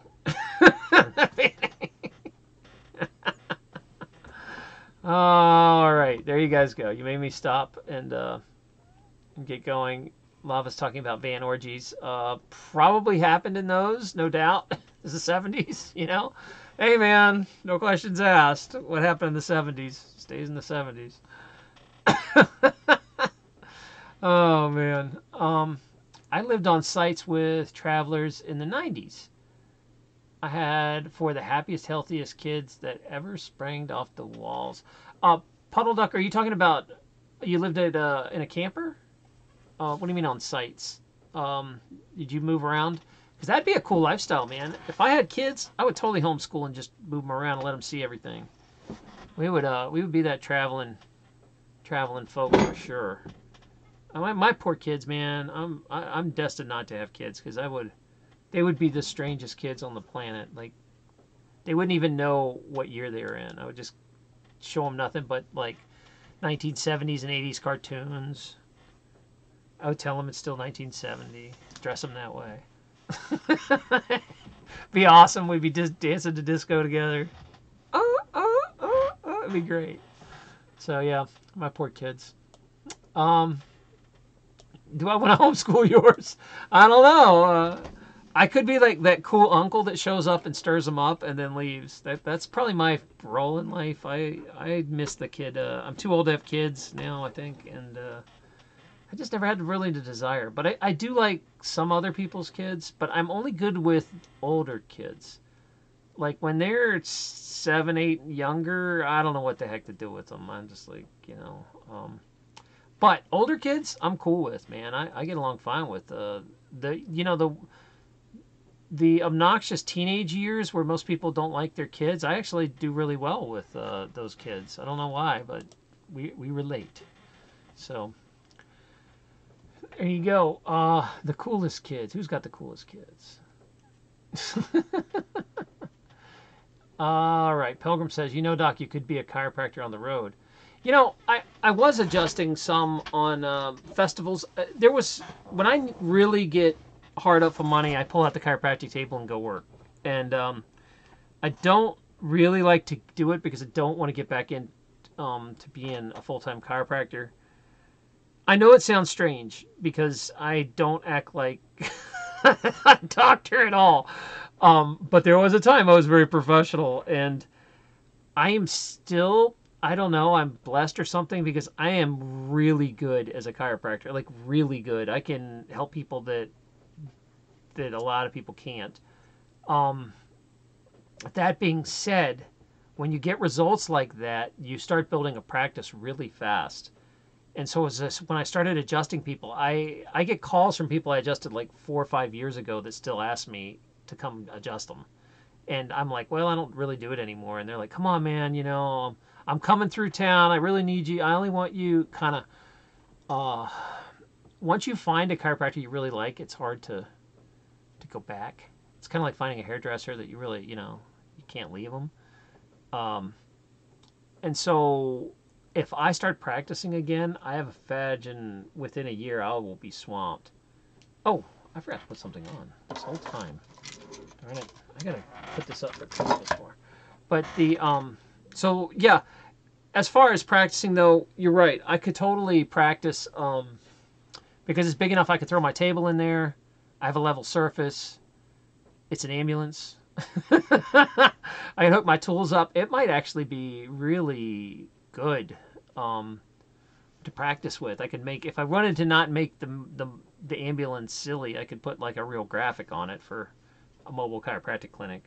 I guess that's an option too if it ever comes down. If YouTube decides they are taking away my money and I'm like, well, okay, I've only got 4 Patreons for $20. So $20 doesn't really keep me alive very long. So I need a heck of a lot more Patreons this year. I'm going to try to work on that. And if I had to, it's not that I don't want to work. Like if I had to, I'll go dig ditches, I'll go shovel snow. I'll do what I have to do what I got to do. The difference is you only have so much time. And I talked about this before, but we're going to have a whole show on this. If you're going to start your own business, do you want to start a business that revolves around you, or do you want to start a business that that can run without you? And there's a big difference. One creates residual income, the other is all based on sweat equity. Like, as a chiropractor, I only get paid when I adjust people. The day I stop adjusting people is the last day I get paid. As a video creator, the day I finish a video story, I continue getting paid on that over and over and over. Now, it might not be much. It might be, $5 a month or $10 a month. But if I make $1,000 at $5 a month, 1,000 stories at it's $5,000. So I just got to keep plugging stories out because I keep getting paid for work I already did. And so I only have so much time. I'm trying to focus all my attention on residual income things. If I build an Earthship, I can rent that and it will continue to pay for money. It will have value. These are things that are residual income based. I want to focus on the reason that's what separates rich people and poor people. Poor people earn money. Rich people have money, earns money. They leverage their time. They have residual income. And I'm tired of being broke, and I'm ready to go back to that. At least have enough money that I can do cool things like this. I'm struggling to buy a $1,500 beat up ambulance. There was a time in my life I was making $500 an hour. That would have been 3 hours of work. I would have had that thing. So it's different. I what I'm saying? It's not about money. Money's just like this thing that represents energy exchange. It's not about money, but money can make a lot of cool stuff happen that I want to do. And so there has to be money involved somewhere, or some sort of barter or trade. I don't care if it's money or something, or if people are just like, oh, hey man, I saw your video. I have this crappy old van you can have for free. It's sitting in the backyard. Come get it. That stuff happens to me. The universe will just provide it one way or another, either free or it'll give me the money to get it. And so that's the dealio. Iron J Rod, I like money. Is that a quote from Idiocracy? Oh, you like money? Hey, dude, I like money. I like money. No way, you like money too? Oh man, Idiocracy, like one of the best movies ever made. My top 5. All right. Let's see. What did I miss here?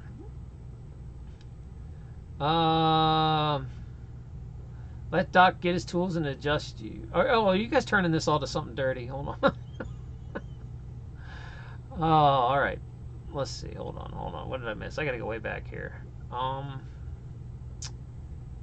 Puddle Duck's talking about, oh yeah, homeschooled. We collected firewood every morning, played nature the whole time.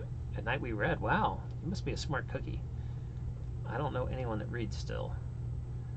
Yeah, there's some innuendo about me adjusting people. All right. A lava scroll. I'm a Patreon. Really? That's right. That being said, get back to your practice. I don't. You know what I'm saying? Is the practice revolves around me. I might as well go dig a ditch. It's the same. As soon as I'm done adjusting people, I'm back to where I was. It doesn't move me forward. I don't know. Although I do like helping people, and I am really blessed at it. I don't know why I'm so good at it, but I am. But it's weird that, the one thing I'm really blessed at, I don't really want to do. So, isn't that the way it goes? The stuff I'm bad at, I want to do. I'm curious about what my top 5 movies are. All right. You want to know?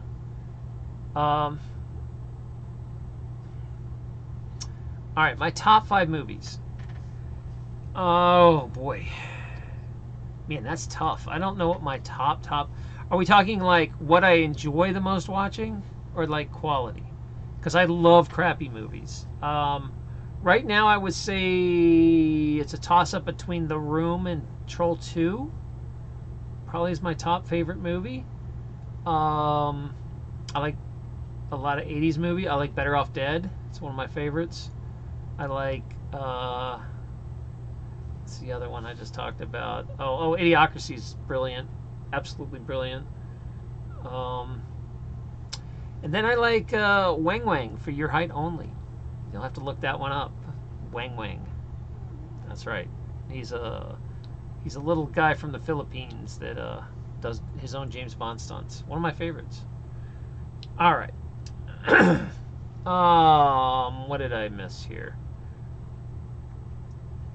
Lava Girl. Ah. You're being all sweet. Thank you, Lava. All right. And thank you, Bottle Doc. You're saying nice things. You're making me turn red. All right. I know. I'm just ignoring all y'all's comments. Stop. All right. People invest in their pets. Yeah, actually, Pat. So 20 years ago, I got certified to adjust animals, but the state laws are very weird about it. You have to like work with vets here. I was doing some with a vet. I was working a little bit, and then I moved, and now I just haven't got time to set up a practice. I love adjusting animals, but I usually get like the worst of the worst cases. It's like somebody's like, well, hey, if you can't fix my dog, I'm going to put him to sleep next week. And it's like, why didn't you come to me first? Why do I get to save my dog or it's going to get killed all the time? So that's tough for me because I'm such an empath, you know. But I really enjoy adjusting animals. I would probably do that again eventually. But I don't think it's going to be, like I said, I think my life is, I'm a teacher. I want to share knowledge. I want to generate, I feel like I'm a generator of positive energy that, you know, like people get a little uplifted watching this stuff. And it doesn't matter what we talk about. When you get done, you're going to feel a little better, and we're going to giggle and laugh and learn something. And it's going to be like the Cosby Show without all the roofies. We're going to learn something today. If you're not careful, you might just learn something. So that's where we're going with that. Was that joke too soon? Can we make jokes about Cosby yet? I don't know. So, I think so. All right. You guys never want to let me leave.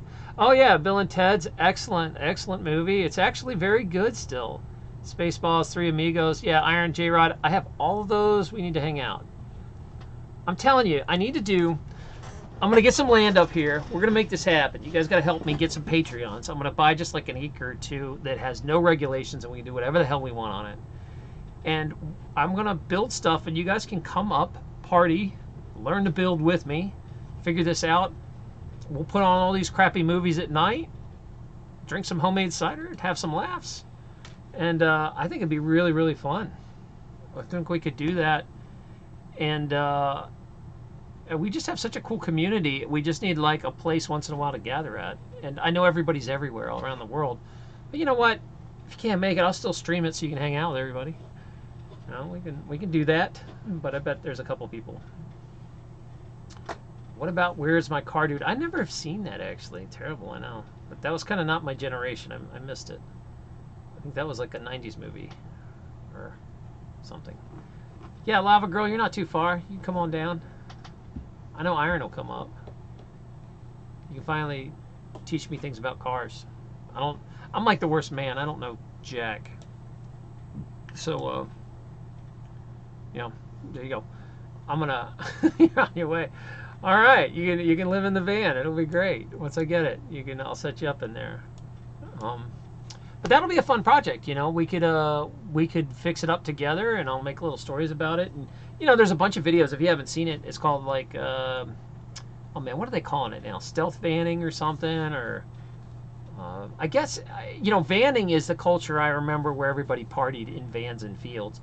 But I think they've rebranded it as vanning, as in now it's like people that live in their vans for a year or two to save money. They travel around the country, and they live in campgrounds and parking lots and meet a bunch of cool people. And you know, there's, for you guys, I bet some of you guys are campers. There's already people that do this that's RV life, where they're just like retired people that roam around and drive their RV to pretty places and then hang out with people in the campground.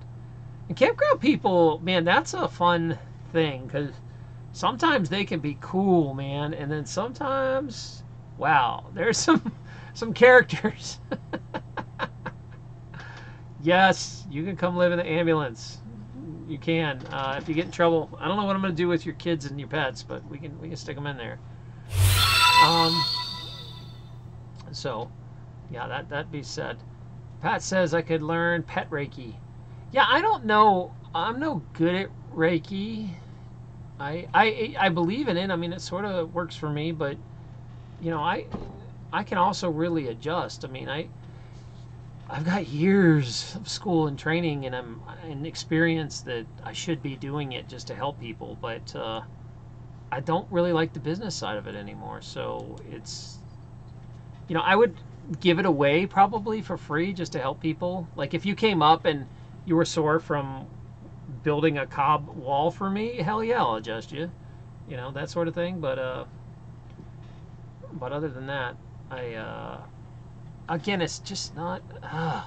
Have you guys ever gone through this, like where everybody wants you to do something, but you don't want to do it? You know, like everybody's like, "Man, you got all this education and time and effort, and you're really good at it. Why don't you do it? Why don't you do it? You don't have to be poor." And it's like, but I really don't want to do it. I mean, if I have to, I do it. But and that comes across too. You know, like it's so funny. It's almost all right. So if you guys have never been in sales, one of the strongest sales maneuvers you can do is something called the takeaway close. So say I want to sell you, these cool glasses, and I'm trying to give you all the benefits. Ah, Hobbs, what are you doing, baby? Thank you so much. I got Canada, my favorite dough from Canada. All right, so say I have these glasses, right? And I'm trying to sell them to you, and I'm trying to make a case for them. I'm like, you know, they augment reality. You see snowflakes everywhere you look. Your day's going to be a lot happier if you wear them. Can you imagine this? And you're kind of like sitting on the fence. Yeah, I don't know. They cost $1. I think I'd never use them. I don't know. I look goofy wearing them. I'm never going to wear. And I go, you know what? Yeah, these really aren't for everybody. Yeah, you know what? You don't want these. And you take it away. All of a sudden, people are like, well, wait a sec. Let me see those glasses. No, it's fine. We'll. I don't know what I was thinking. No. Let me see the glasses. No. No, give them to me. All right, I'll buy them. It's the takeaway close, right? Where was I going with this? That you can do the takeaway close to all kinds of things. And I think as a doctor, I unintentionally do it because most chiropractors are like, hell yeah, come on in. I'm always accepting new patients. Come on. Yeah, but man, more than merry. Come. Tell your friends. I'm like, don't tell anyone about me. I don't adjust. I don't want to do this. You don't really need a chiropractor. You know, whatever I could say. I'm just like, I don't want to do this. And they just beg to come in. Oh, no. Come on, man. Just come on. It's like the takeaway close. When you make it exclusive, all of a sudden they want you. But if I were like, hey, I'm going to hang my shingle, come on in, everybody can get adjusted, nobody will come. But when I'm like, nope, nobody's getting adjusted, everybody wants adjusted. So I think it's that psychological takeaway close. All right, I'm going to go back to some stuff here because, let's see. Puddle Duck. We're just talking about, you were, Puddle Duck, she was, and I must have missed this conversation. They were doing something. You still need a steady job if you want to save money, even if you live in a van. Well, my steady job is YouTube. I mean, I get paid to make these by advertisers, sort of, you know, those ads that run in front.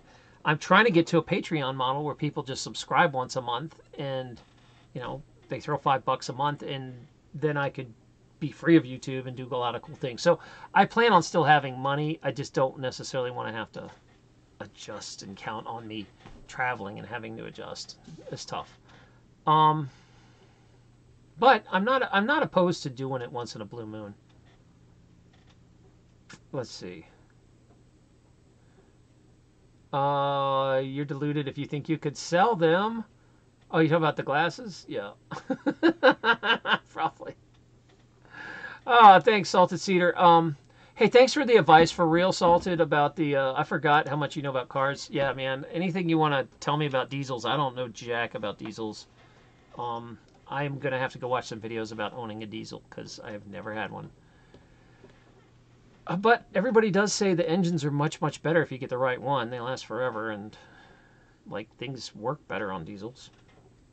And they supposedly idle much better. You burn a lot less gas idling on diesels, which...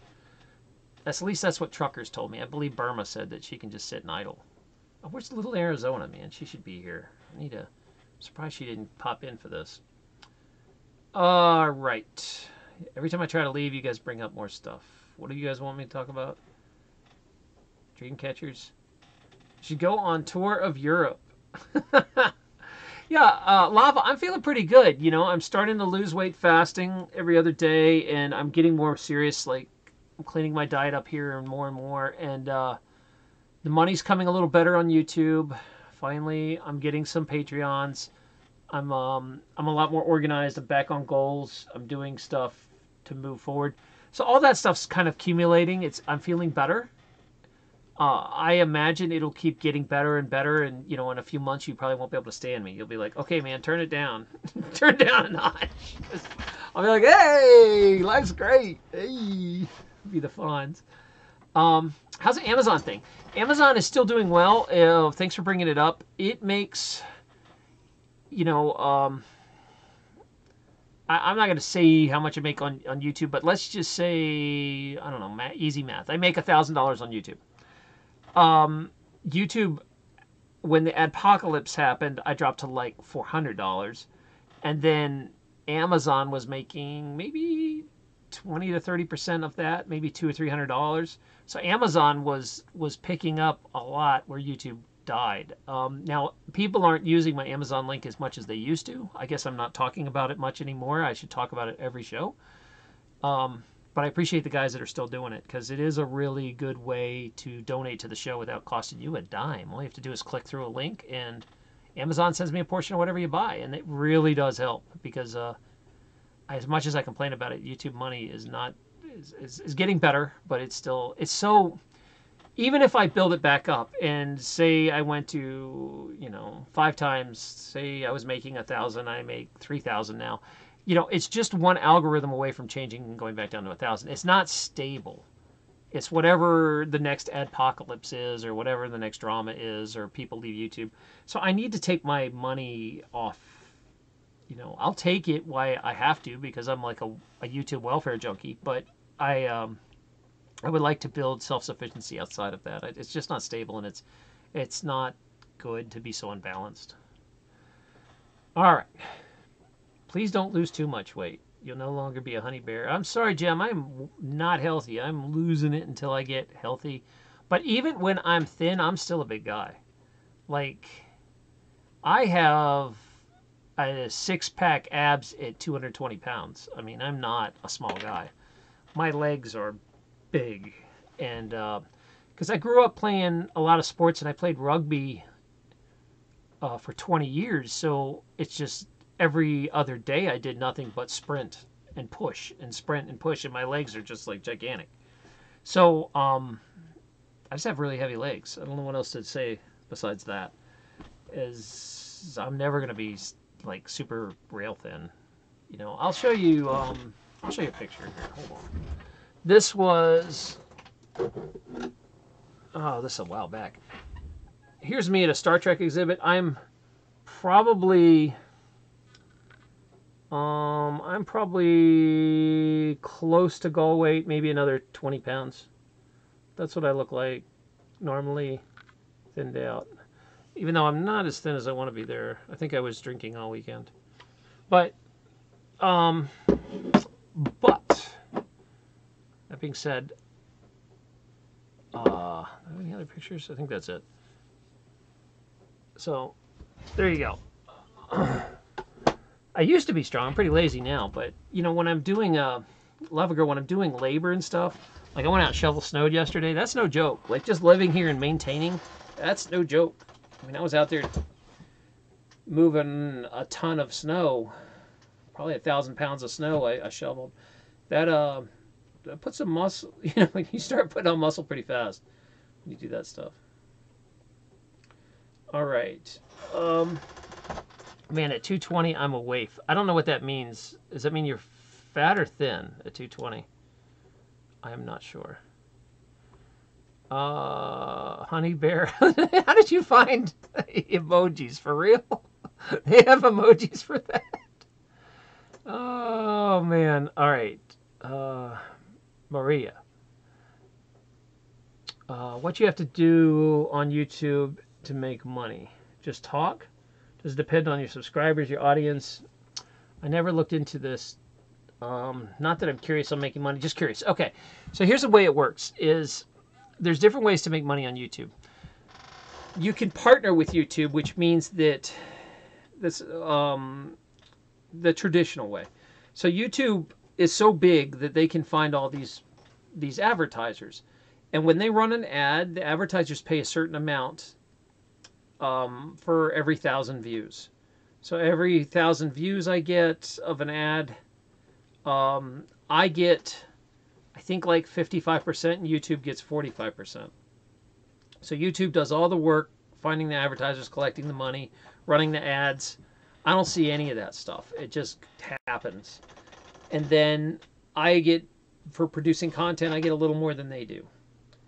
The problem is their advertisers all left in droves last year because of some sort of scandal.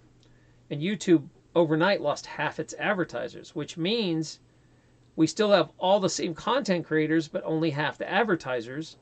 So now the advertisers don't have to pay much. They pay pennies when they were paying dollars, because it's now it's a auction site. So in other words, say you sell vitamins, and I made a story about arthritis. You go, I want my vitamin commercial to show in front of his arthritis story, because I have vitamins for arthritis. So I want you to run that commercial in front of my arthritis. But then someone else comes along, Vanilla Christie says, no, you know what? I want my vitamin to run in front of this really popular story about arthritis. I'm willing to pay more. And then the original person, Lava Girl, says, no, I got the best vitamin. I'll pay more. And they get in a bidding war to who will pay the most for your, to run their ad in front of your story. So ads are dependent on the content, if it's a good content, the numbers, and the watch time. So if I make a story about something completely meaningless, like, okay, say I do a story about Mandela effect.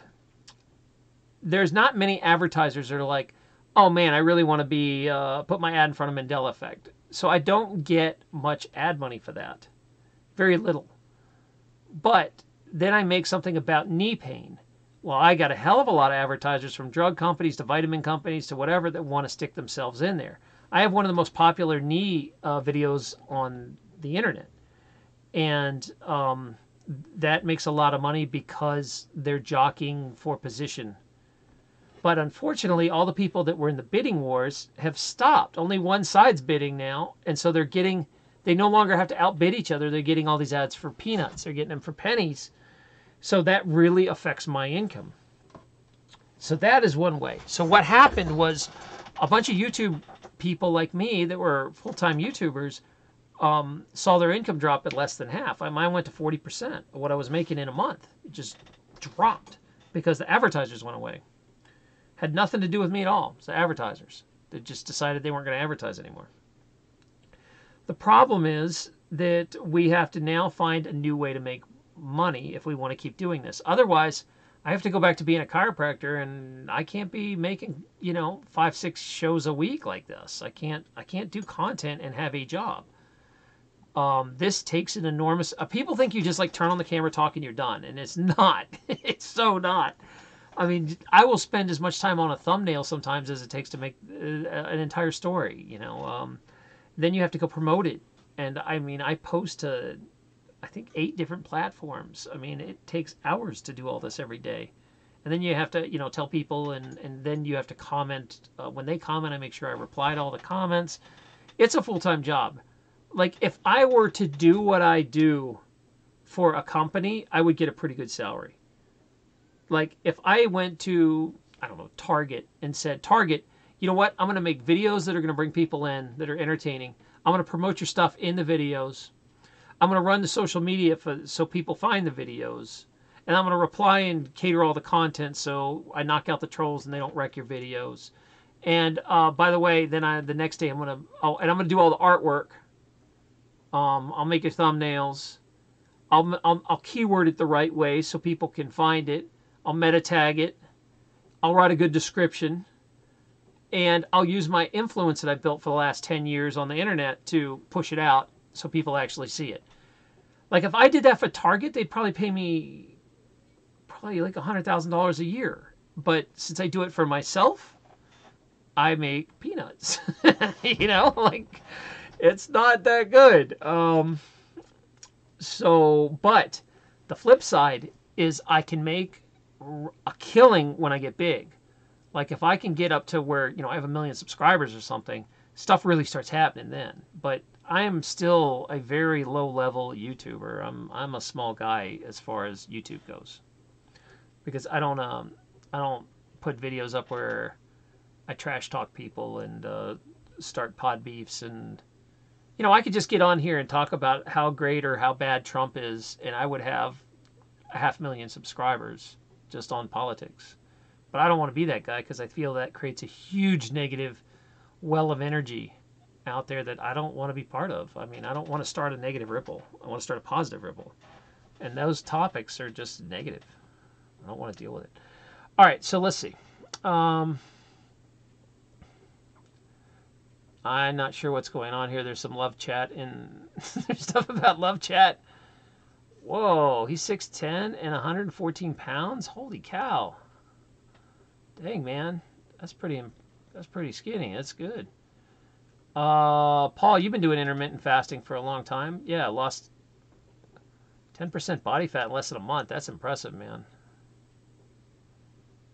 Doing a 16-8. You're doing okay, you still eat once a day. Yeah, I don't do well with that. I have to eat every other day, and even then I still need to do long fast. I don't lose weight unless I fast, man. Unless I switch to a completely raw fruit diet. I will lose weight if I do that, but I can't have anything else but fruit. Which is like the healthiest way to eat actually in the living. I just get bored with it. I have to figure out how to be happy with that kind of lifestyle. All right, yeah, good. Iron, go take care of your dad. I keep trying to leave, but nobody will let me leave. I hope I answered that question good about how YouTube works.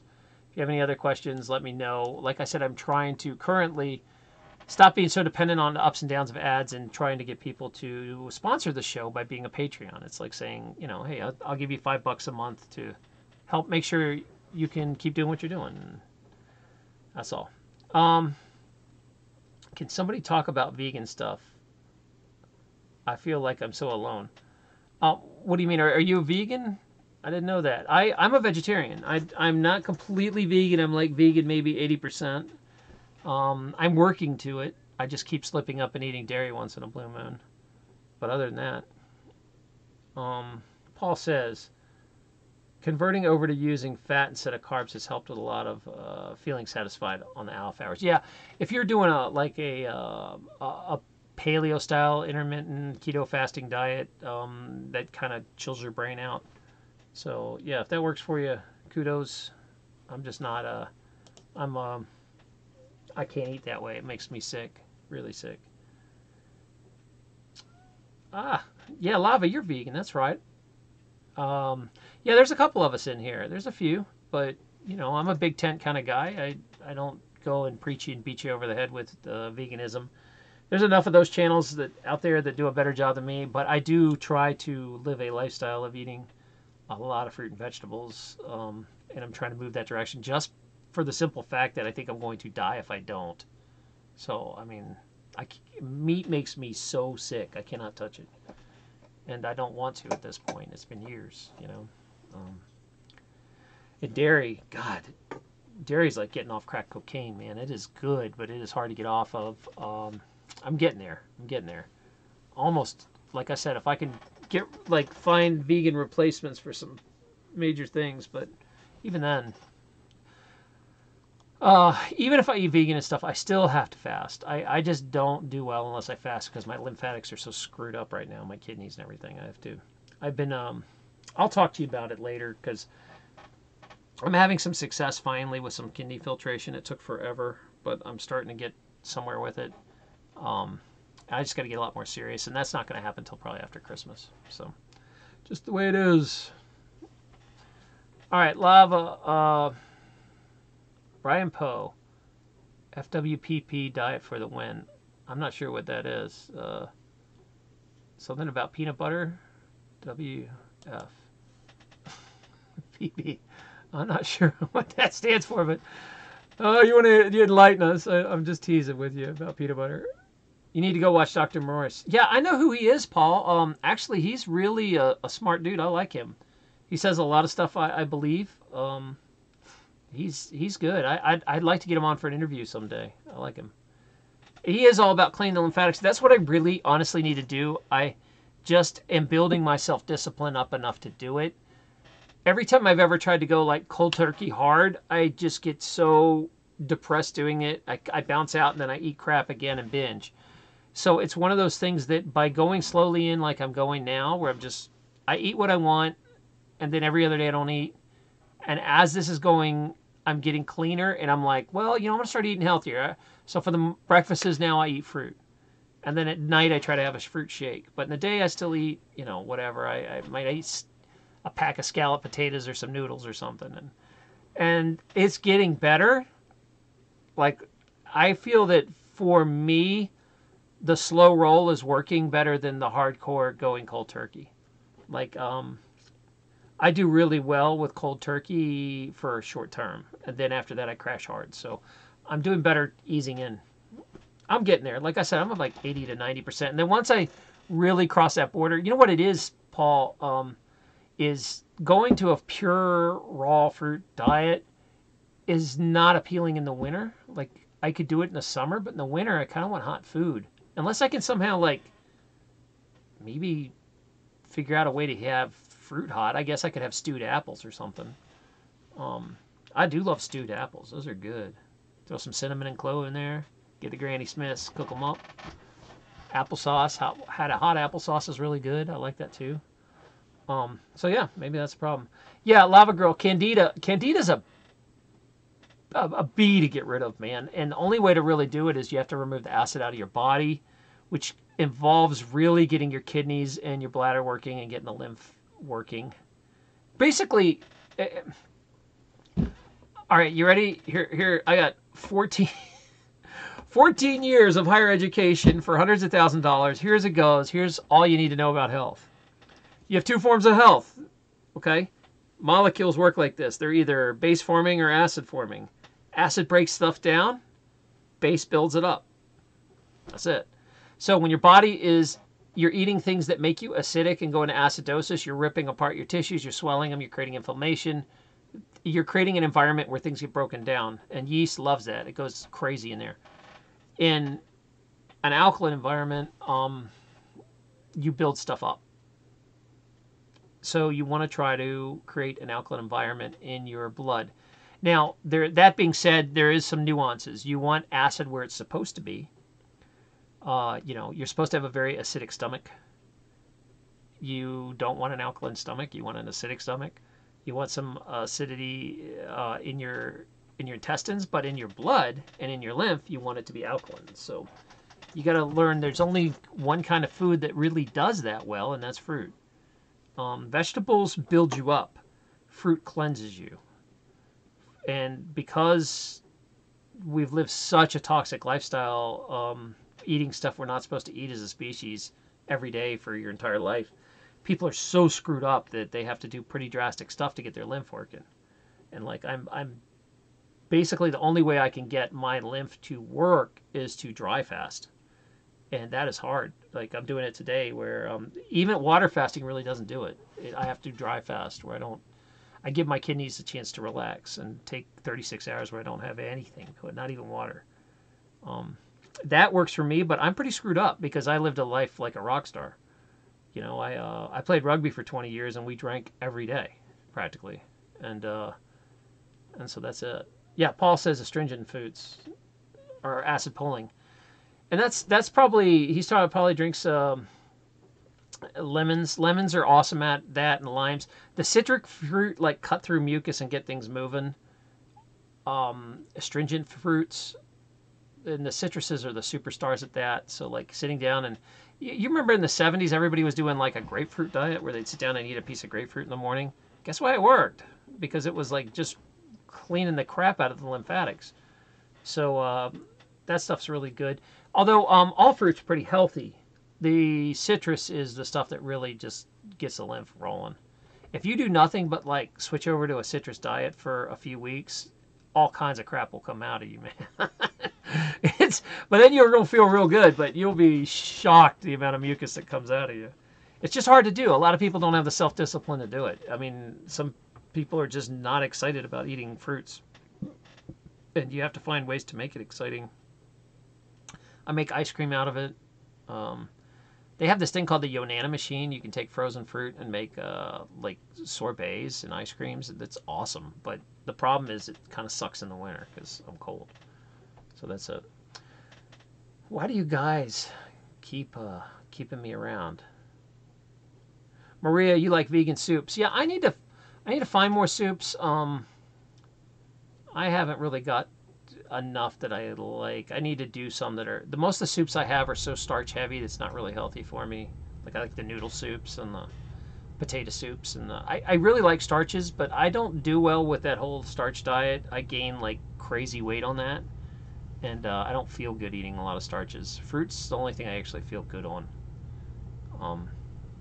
which sucks because I love starch, you know. But that's it. It's getting to the point where people are like, man, you don't eat dairy, you don't eat meat, now you don't eat anything but fruit. And it's like, you don't understand, man. My health sucks. That I'm a doctor, my health sucks because I partied like a rock star. You know, I can't.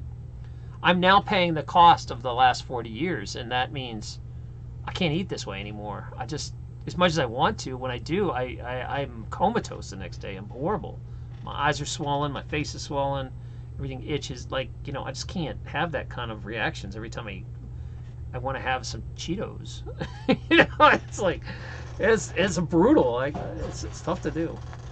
So if you guys have any more questions, you don't want to ever seem to let me get off and do stuff, but Lava or Paul, that's cool. I didn't know you were, you eat like that too. So we got a few of you guys that are veggies and vegans. We ran everybody else off, apparently. Oh, Annette, you like baked apples. Yeah, those are awesome. I got to figure out how to deal with, because my problem is I don't really like raw food because it's cold. Like, I like it in the summer. Like, when I'm hot, it's great. I can do smoothies all day long. But, you know, it was 2 degrees outside yesterday, and I was like, I really don't want to come in and have an ice-cold smoothie. I kind of want to have something warm. And so maybe I should start stewing apples and stuff like that. That might be a good compromise. And then just have, you know, some room temperature fruit. You're going to go shovel. Lava, come shovel, man. My driveway's nuts, and I got to go to the post office. Do it. Because Vanilla Christie won't come fix my damn snowblower. Talking to you, pointing at you. I know you know how to fix carburetors. She talked about it, but she doesn't want to come clean my carburetor. Thanks for nothing. Just saying. All right. On that note, then if Lava's going, then I guess I just have to stop the show because apparently everything revolves around her schedule. So you guys got to understand that you can find me at any of these platforms. I'd love it if you want to stop by and say hi. I'm on DTube and Steemit.